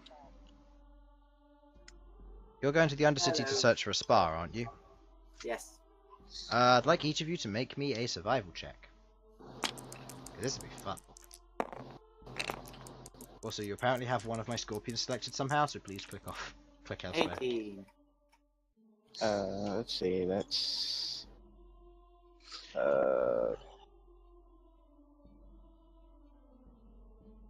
14. 14? Okay. You head into the Under Tavern, you go into the navigation room, you begin looking around, seeing what there is, seeing if there's anything interesting. And you eventually find... this will be under here. Yes, you eventually find the Silken Serpent. Or Serpentine, sorry. Oh, this looks like the place. It's got a very nice doorway, you've got your waystone, you do have access to it. Would you like to go in? Hey, Malcom, let's go. Sure. Okay. So. Oh, this is going to be fun. No. You head in to this area, and the moment you step through the illusory door on the other side, you are immediately met by these, by not a doorway where you'd usually have to walk through, you'd have to push open a door and then you head in. You're met by pink curtains. And as you push through, you are brought into this room which smells heavily of incense and perfume. You see plenty of individuals. There's a beautiful soft purple and red carpet. You see areas over to each side, sofas with all kinds of pillows and everything. You see large stands, similar to, think a bong, for smoking or some kind of material. And you see individuals, classy individuals, elves and humans, they're currently sat there with their arms to either side. And you see women on either side. But it's strange. They aren't human. Some of them from the waist down are serpent. Some of them have snakes for hair. And some of them have slit eyes and forked tongues. And you can see these individuals seem to be in lovely silk gowns, and they're all currently there. They're laughing and chatting, drinking away, and smoking whatever it is that they have. Get this one tea out of her. Welcome to the scaly sauna. And you see one individual sat behind a desk in what looks to be a very beautiful veiled form, currently sat there with their on the desk, who just helping someone and then gesturing them off, and they see you. And they raise their head mildly, looking your way. We've been noticed. Run towards them. You go no, towards... don't run. Okay, so you were moving forward. Yeah, we go towards that guy. Yes. Welcome to the Silken Serpentine. How may I help you? We were looking for a massage. I'm very exhausted. I wanted the to regular spa. relax. Yes, we can do something like that.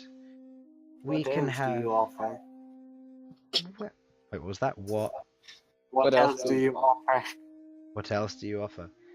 Well, if you're looking for more fun, we can provide you with escorts, individuals who will take you around. You can enjoy yourselves as much as you wish. You can take a bit of time off smoking. You can enjoy luxurious foods with your escorts. You can play games. You can have yourself cleaned up and massaged. You can play games and lay dames. What?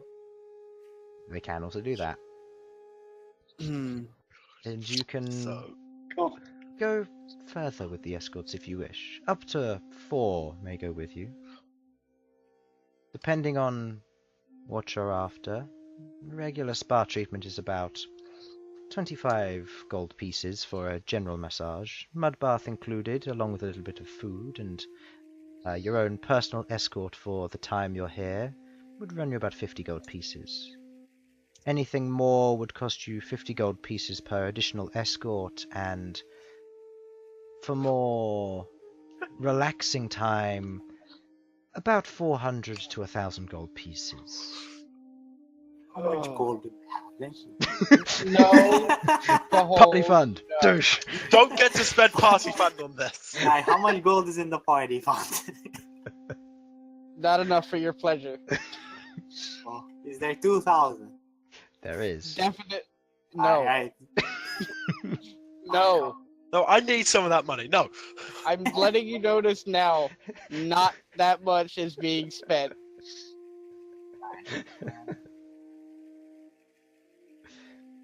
They said that the regular spa treatment thing was like 25 gold. 25 gold pieces per person, yes. At most we're spending here is 50 gold. Alright, give me 30 gold from the party fund. 30. Wait, how much for an escort? 50? If you go for anything like 25 gold pieces for a massage, Just a massage, yeah. with an escort who'll be with you for the process of the massage. If you go for a mud bath plus the escort that you had during your first one stays with you, that is around about 50 gold pieces.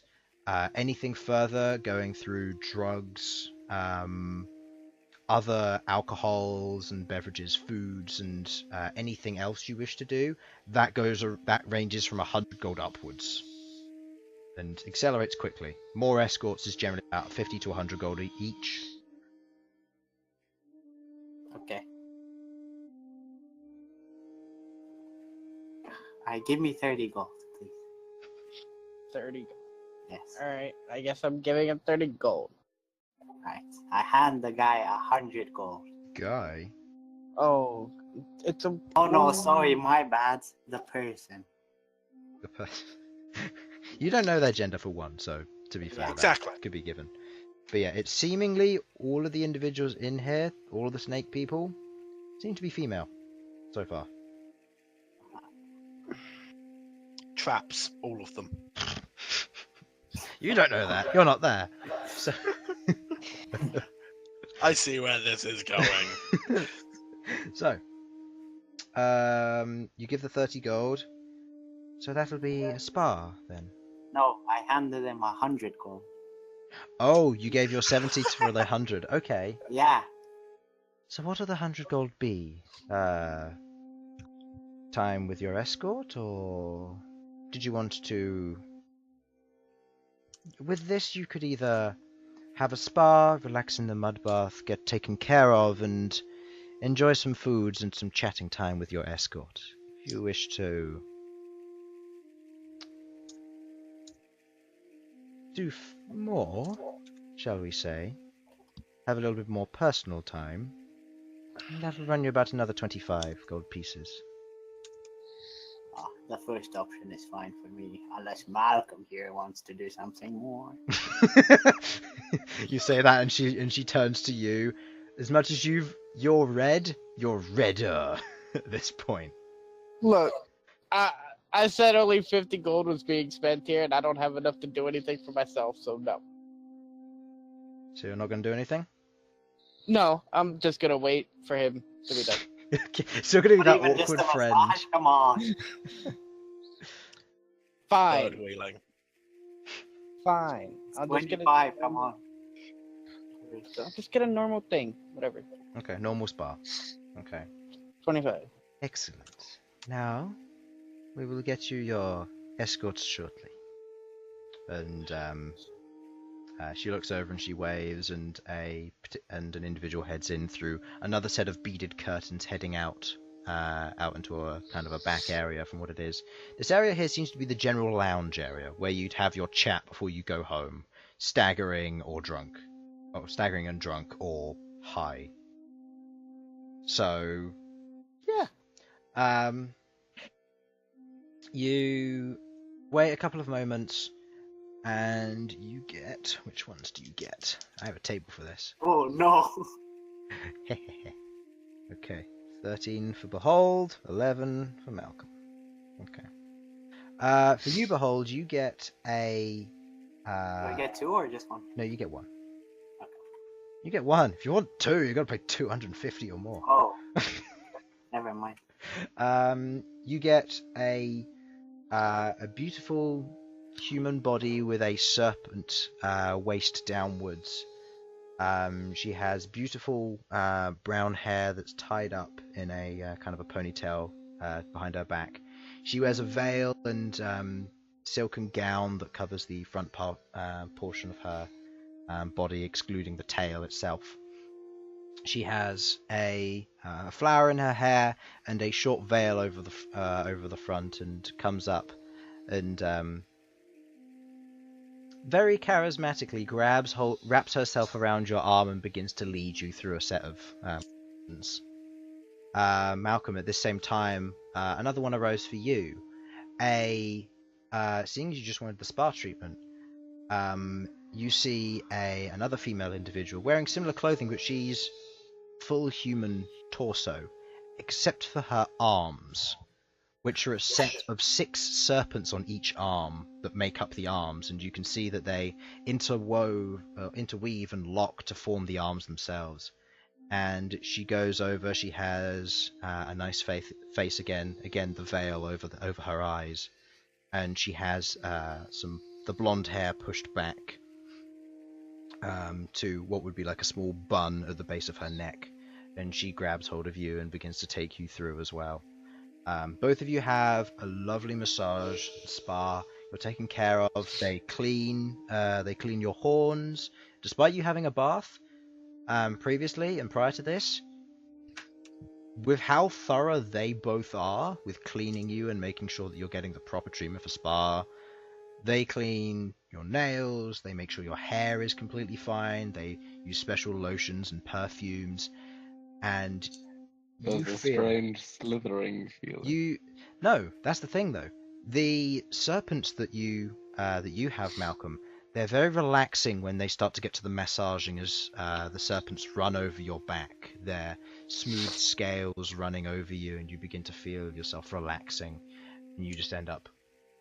You're there and you're relaxing for probably the better part of half an hour, but it feels like 5 minutes. It's the best time of your life, having this relaxation here. Behold, you have the same kind of thing, except she's like pressing into your back, working all the joints. And she's cleaned you up as well. That's the spot. She's both of them have done your nails, painted them if you wish. They have made sure that you are clean in all respects, and everywhere on your body, every inch is clean.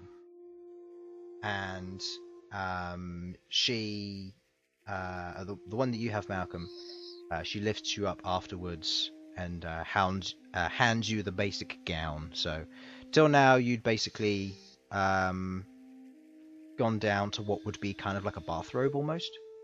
So just like a general dressing gown. You would have worn that plus your undergarments, and you would have walked around like that as they did the massage and so on. And you have the same thing. Behold, they found you a big size, and you're wearing that. And you both finish at the same time, and your escort, Malcom, looks over and says, "Well, that was wonderful. If you wish to come back or continue further, we can. Your friend seems to be leading on, and you may stay with him as long as you wish." I'm just gonna stick with him for now, just to keep an eye on him. She does a nod, and she begins to move away to another part of this establishment. Behold, you're led away to a large, kind of like, it's not necessarily a pit. It's more like there's this station where they're going to cover you with mud on the face and on your main joints, and they're going to let it harden, and then they're going to like wash it off, and they're going to let your joints all free up, and they're going to wash over the parts that they do for this sort of thing. You recover 1 point of exhaustion for this, by the way. So do you write that off? You just straight up recover it, and you have a relaxing time. They clean you up, they make sure you're all okay and everything's going well. Malcom, you're just sat around at this point. It's a little bit awkward because you're watching this happen as they're having like a talk back and forth. Oh, Malcom, I'm having the time of my life. Yeah, you may not be the most charismatic, Behold, but you feel that this is certainly something which you could get behind on a regular basis. Definitely coming here again. Yeah, you feel that feeling in you. Kind of the same with you, Malcom. You feel the same kind of feeling. This is nice, and you could come here again. It's expensive, but could come here. Later, after your little bit of a mud treatment is finished, they take you into the cushioned room, the one with an area with sofas and an area with pillows and that sort of thing. There's a bong in the center, and what looks to be a series of dried substance next to it. And she goes over and she picks up the substance and she begins to put it into the side of it, and then begins to burn it. Would you like to take a huff? Sure. All right. What kind of saving throw am I making? Right. You are huffing one of these 5, so I need you to make me a d6 check. 3. Okay, Elsyan, I'm glad you're not here because he's smoking mistweed. If you overdose, I'm gonna get flashbacks, man. You You see this like dried bluish grass. Has a little bit of a purple color to it every now and then, hints when you're looking at it. When it begins to be smoked, there's this beautiful purple smoke which rises out, and as you breathe it in,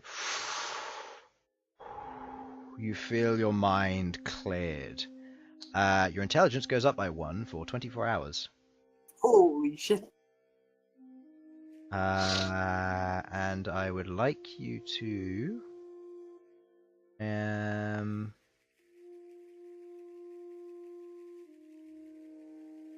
Yeah, that's all it does, and you feel your mind cleared as you begin to huff this in. Do you wish to take deeper breaths? No, this is fine.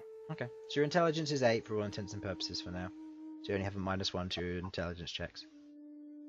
You feel yourself getting smarter, you know the alphabet now. Holy shit, A, B, C, D, E, F, G. She's just, like, your escort is sat there, like, hugging and you're having a conversation you took in a half, and you just started reciting the alphabet, and she's like, what? What's going on? And Malcolm, you're there, and it's a miracle.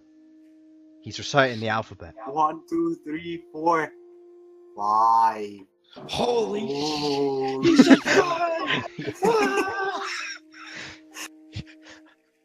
Imagine you going fucking mental in the corner. Behold! Behold's become intelligent. Run! And yeah, so you smoke this, you have a great time, you chat and you relax, and you feel like it's the greatest time you've ever had here. You want to come back here again? Was there not gonna be food? Yeah, you're given food, you're given grapes, and she feeds you that. You're given soft wines, and that sort of thing. And you're generally taken care of quite well. As your time comes to a close, she says goodbye, gives you a kiss, What's and her proceeds name? What's her name? I have to go back to my list now. Shariel. Huh? Shariel. Ariel.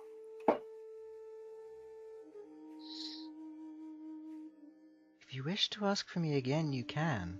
Just return here when you're ready. Bye.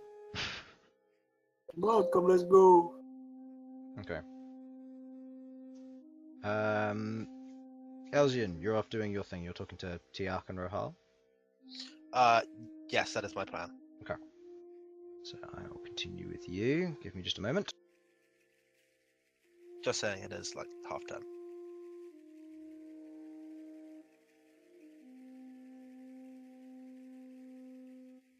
So, you head into the Undercity. You proceed to go to the war room, I assume, for this. Mm-hmm. Okay. You knock on the door, and immediately, as you knock on the door, and the individuals who would let you in, you are dragged inside. Like, you are grabbed by your coat and you're pulled in. Well, okay then. As this happens, you can see that there are 3 individuals currently with drawn blades at your neck. You can see that Rohal and Tiark are there at the table, and they're both staring over at you. Okay, what is this about? And Tiark stands up and looks over and goes, "You can put your weapons down. Let him over." And proceeds to get, I don't say roughly, but they grab your upper arm and they begin to like pull you over. Oh, yeah, this is expensive clothing. Do you just try and shrug them off, or? No, I'm gonna go with them because shrugging them off might end up damaging the clothes. Okay. So you Spent go good with money them. on this. They let go and they let you go, and Tiark's there and he goes, "So, Elsyan Aleuir, Yeah. we'll meet again. Yes, we do. What is it this time?" I've been told that it's probably best if I come to you about finding someone for me within the Elven Kingdom. I see. Well then, who is it you seek? I seek my sister. Rahal know I kind had of one? gives you a dead stare. And as much as you're fixated and talking to Tiak, your eyes are drawn to hers and she's just staring at you with the most dead, stare. Why is everyone so on edge in here? Tiak just turns you around, gives you a light nudge on the back, and says, "Not today. Not now. Maybe another day, but not today and not now." Fine.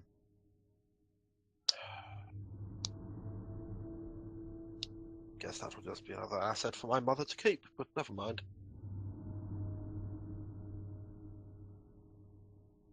Okay. You say this as you walk out?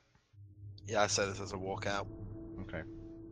You feel a go by your head and a dagger lands in the door just as you're about to leave. And as you turn to look back? I turn to look back. You see Rahal there currently walking towards you. Tiark reaches out to stop her and she bats his hand away. And she goes up. The gnome that she is, she's a lot smaller than you. She goes up, stands at the door, goes to grab it. Can't quite reach. She can't reach the dagger. Her intimidation has currently failed and she's trying to reach her dagger at this point, which is currently near your head height. Seriously, why so angry? Oh, it's the Aleuir thing, isn't it? I'm with you now. Correct. Trust me, I definitely have no link to my mother now. That's not the problem. And what is the problem? Tiark looks over. I would like you to make an intelligence saving throw of disadvantage. Because he is a higher level psychic than you. Okay. It's Total? not bad. Total intelligence saving throw, yeah? Yep. Intelligence, that was 6, I believe. Let me double check before Okay. Yes, +6. With a 6, you just succeed if you wish to. He is currently trying to interrogate you to force you to tell the truth telepathically. I've got nothing to hide. Okay. So you don't resist. I don't resist.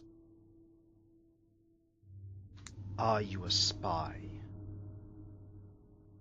No.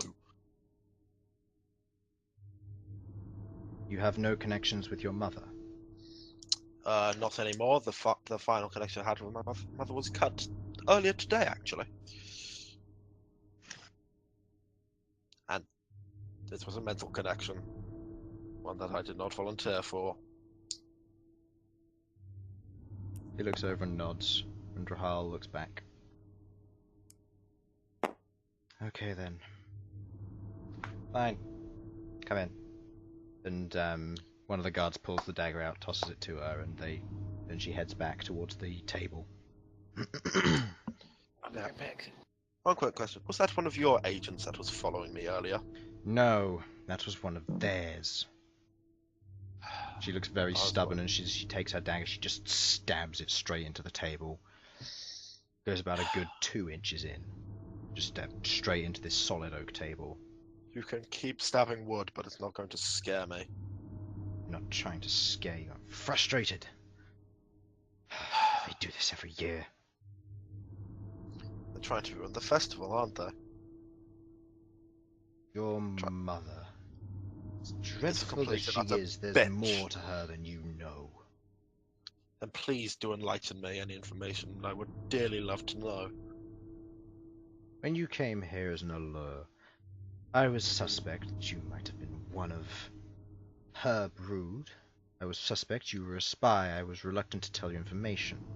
But Aleuir was on your good graces.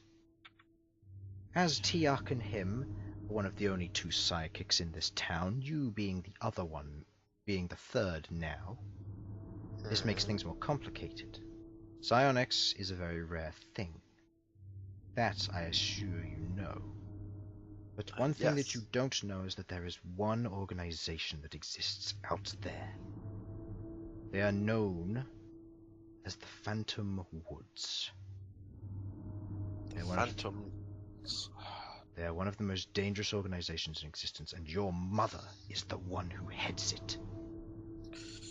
That makes a lot of sense, yes. Every year they've come here. Frozen Crown, Harvest Festival. They come here during all the events. Try and bring us down, destroy this place. For why? We don't know. But now we do. You're here. She wants your head. She knew you would be coming here.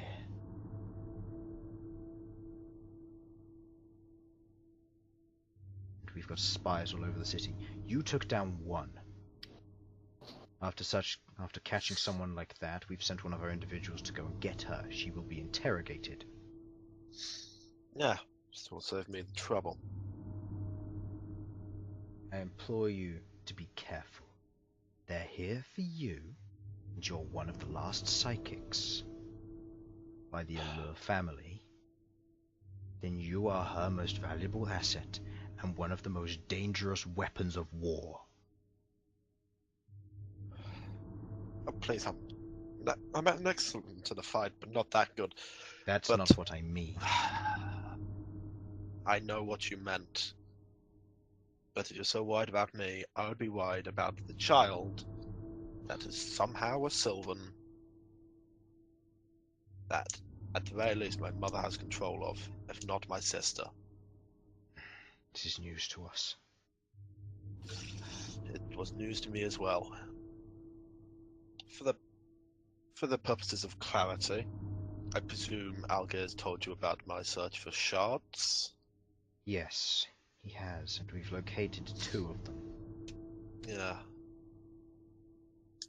As have I, or at least I believe I've located 2 of them. One is located in the Kazari swamp. Kazari Swamp, that's not one I've seen. Okay. And the other one? The other one is round the neck of a necromancer, one who attacked the academy not too long ago. Yes, okay, I'm aware of that one. Fort Milligan. Seems to be where it was last. I checked. I'm going to check again tonight. By the way, the Kazari swamp, it's here. It's this entire area beyond the lake. Okay. Oh, I need to go south. So south. Everything's happening south. Those are where we know 2 of them are. The other shard was supposedly, from what we're aware, embedded inside of a creature.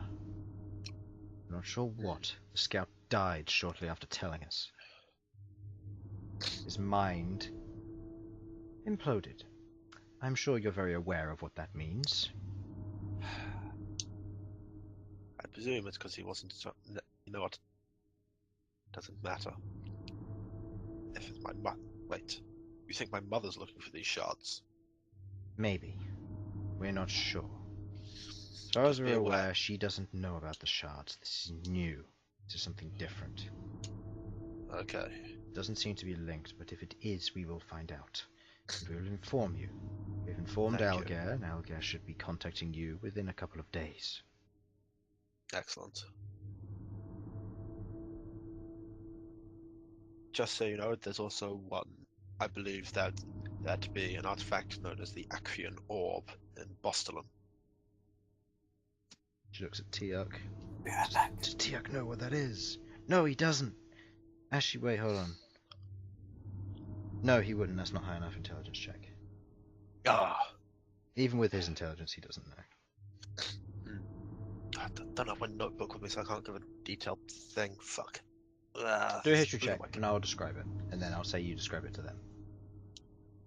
Or just a general intelligence check, actually. This would be, yeah, general intelligence check. 4! I can vaguely remember it being some kind of mind control device. Oh, that do actually remember bits and pieces. Yeah, it's a very powerful artifact that can control the minds of the wielder's choosing. Incredibly powerful. I see. Well, then she might be very well looking for these artifacts. We will add that to our list. Do you know where? I believe it to be like underneath Boston. Underneath? I believe. This is out of character, Chris. Is this underneath as in beneath, or underneath as in below on the map? Underneath as in beneath the city. Hmm. Sasha, seeing as you'd know this about it was just on the edge of your lifetime, you would have heard stories of Boston being destroyed and then rebuilt from the ashes of the city. Uh-huh. After there was a great scourge about 200 or so years ago. As you probably would have been told the story as a babu. Can I do like a check for details I remember? Seeing as you're not here, no. Fair enough. But very well. I believe, but that's something you need to check. There was actually a book in the library that will show you some. Which does talk about the Acrian Orb. Thank you. We'll get on that. All the same, if you are hunted again, kill or interrogate the individual. I care not. We can free you from prison if things go badly for you. Tell your companions as well. If they're being followed, then they're trying to get more information. And they just want the city. They're trying to destroy us. Of course, it's all about you. Anyway, now They've tried for the past 25 years, each year trying to destroy us. If they destroy us, the city will fall. There are underground plagues that will destroy the city in a heartbeat. You ever heard of a Kreutzer? No, I don't believe I had the pleasure. Just as well. If you ever have to meet one, and there's more than one, run.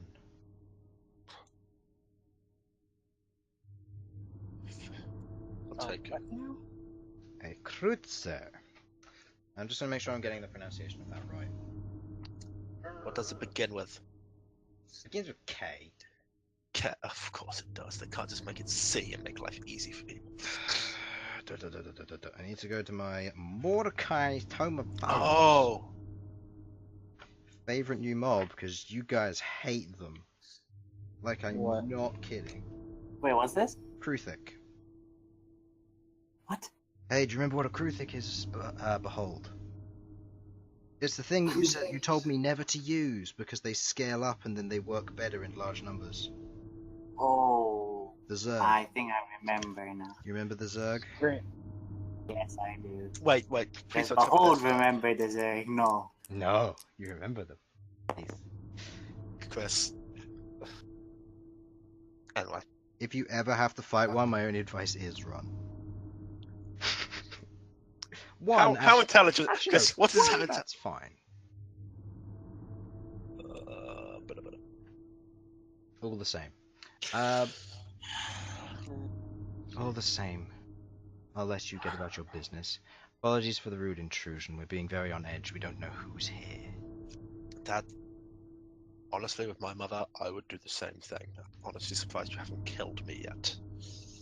Aleuir trusts you. That's the only reason we haven't. Fair enough. I trust, and I hope that the trust between us is at least growing slightly. Mildly.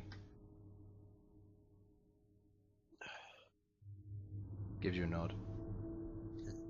They go back. You can see the plans on the city seem to be a lot of the upper city, and there seem to be pins in many locations around the city. You gather from just general looking from your investigation, there's probably about a good 50 to 60 pins in there. Huh. I'm just gonna walk out. Okay. You leave, you head back to the regular area, and you've effectively got your bounty hunter, because they said they'll try. Alright. We'll finish up with Bhold and Malcom for the rest of the day. So, you two. As you begin to leave, the escort takes you to the to the main exit, or the way you came in. The main person behind the desk says, "Thank you for coming here today. All the same, if you wish to return, you're welcome to do so. And if you wish for your escorts, the next time we can arrange that. We keep it documented." Good to know. All the same, and as she's about says that, she's cut off by what looks to be a fairly large human male who just like goes through one of the curtain doors and just like barges through, and you see these two of the Yanti, as you've now gathered, ladies behind her. One's bruised with this large black eye now developing on her face. And as he walks out, you watch as a figure from behind the curtain, which previously the escorts had gone through to get the two that you had. You see a large figure. By large, I mean 12 foot tall. This large cloaked figure, and it moves forward, and you watch as the human, who's like intensely drunk, you can smell the alcohol and the drugs from here, and he turns around and he begins to like look at you, and you watch as the large form, as the cloak falls off, and you see this large serpent, a little bit more masculine in the form. However, the entire body is covered with writhing snakes, and the individual just goes in, and more than 100 snakes bite onto this individual at once, and you watch as he just puffs up like a balloon. And his skin begins to bulge and turn red, and you watch as the individual, the large snake form, bites into his neck and just tears out his throat. Have I seen any of these kinds? Roll me a nature check with disadvantage. I would like This to. place definitely laundering money or something, right? Okay. Yeah, nature check with disadvantage for you as well, man. Mate, it's a snake brothel. I'd be disappointed if they didn't. A snuffle. So to speak, yes. Oh, It's a big snake. Big snake. It's a big 6. buff snake with lots of little buff snakes. You swear that some of them have arms and they've got like pecs and With stuff mine. as well. As And the there's My next super level cool. intelligence, do I get anything extra? Next level intelligence? No. You're high as a kite. well, that's some interesting security. You watch as this happens. One of from the back, another individual. This one carrying a blade by his side, human in form, male, similar veil down the front of his head, with one of his arms being made of snakes, and the other one where he would reach for the sword. He walks over and you see the glow of like a restoration or healing spell, and he begins to put it in place before he jams a snake into the throat and begins to heal. And as this happens, you watch as the human, they're able to gasp for air, and as they try to speak, nothing comes out. This person's been muted. Interesting Ouch. healing. That's it's gotta suck for them. Yeah, so this person is now mute. They can't talk. And you gather this very quickly, that causing trouble in here could result in death, or being put in a position where you're going to be maimed for the rest of your life. And as this happens, a few of the other individuals, they go back to their regular life. The two girls who are with this individual are taken away, and you presume they're taken care of. And the guy is just thrown out through the door. Checking for money, quickly. You want to try? Yes. Okay. As this happens, the big hulking figure throws him out through the door and proceeds to turn around and almost bumps into you. Gives you a nod as his cloak, as the serpents go and fetch his cloak and pull it back Wait up. for that doors to close first, though. Okay. The door closes. Oh, well, it's not a door; it's a curtain. So he just threw them out through it. So you proceed to head out, and as you open the door to the other side, there's Nobody on the other side of the door. Make an intelligence check with your newfound intelligence. Oh, I'm pretty sure. 60. Yes. 16! Oh boy, it's quite high for you.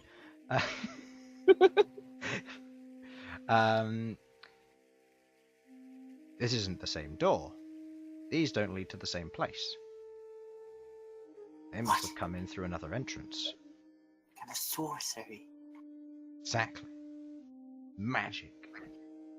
And as you turn around and you go back through, you see Malcom standing there, and the lady behind the desk says, "I'm sorry you had to see that. Hopefully you can forgive us." Well, where did he go though? He went to the other side. There are multiple ways in. you don't have to apologize for that. Obviously, he was out of place with whatever he did. So, You hurt any of the escorts here, you pay the price. All the same. Hopefully this will be helpful for next time. And bring a friend. And she passes you 2 tickets. You're gonna bring Elsyan into this. a ticket. Yeah, she passes you What 2 is this tickets. for? Each of these tickets will give you a 50% off of anything that is lower than a total of 100 gold pieces. For the next time you Hey. use it. It's a redeemable Does it count coupon. for 100? It counts for 100, but anything that goes above 100 doesn't count. Okay. Alright, well, So that means We- anything other than a flirtatious personal relationship with someone. Yeah. we both enjoyed our time here, and we'll consider coming back. Thank you. I will definitely come back. Of course, you will. Hold Bring you to Elsyan into this. You want Behold. trouble, don't you? Behold be honey for the escorts. Yes. Oh, Harlan. Yes. Oh, Harlan. Harlan suffered 1d4 psychic damage from my newfound +1 int. We will, however, call that there. So, thank you for watching. Hope you enjoyed. And there's only one thing I can leave you on. Porn stars. Porn star.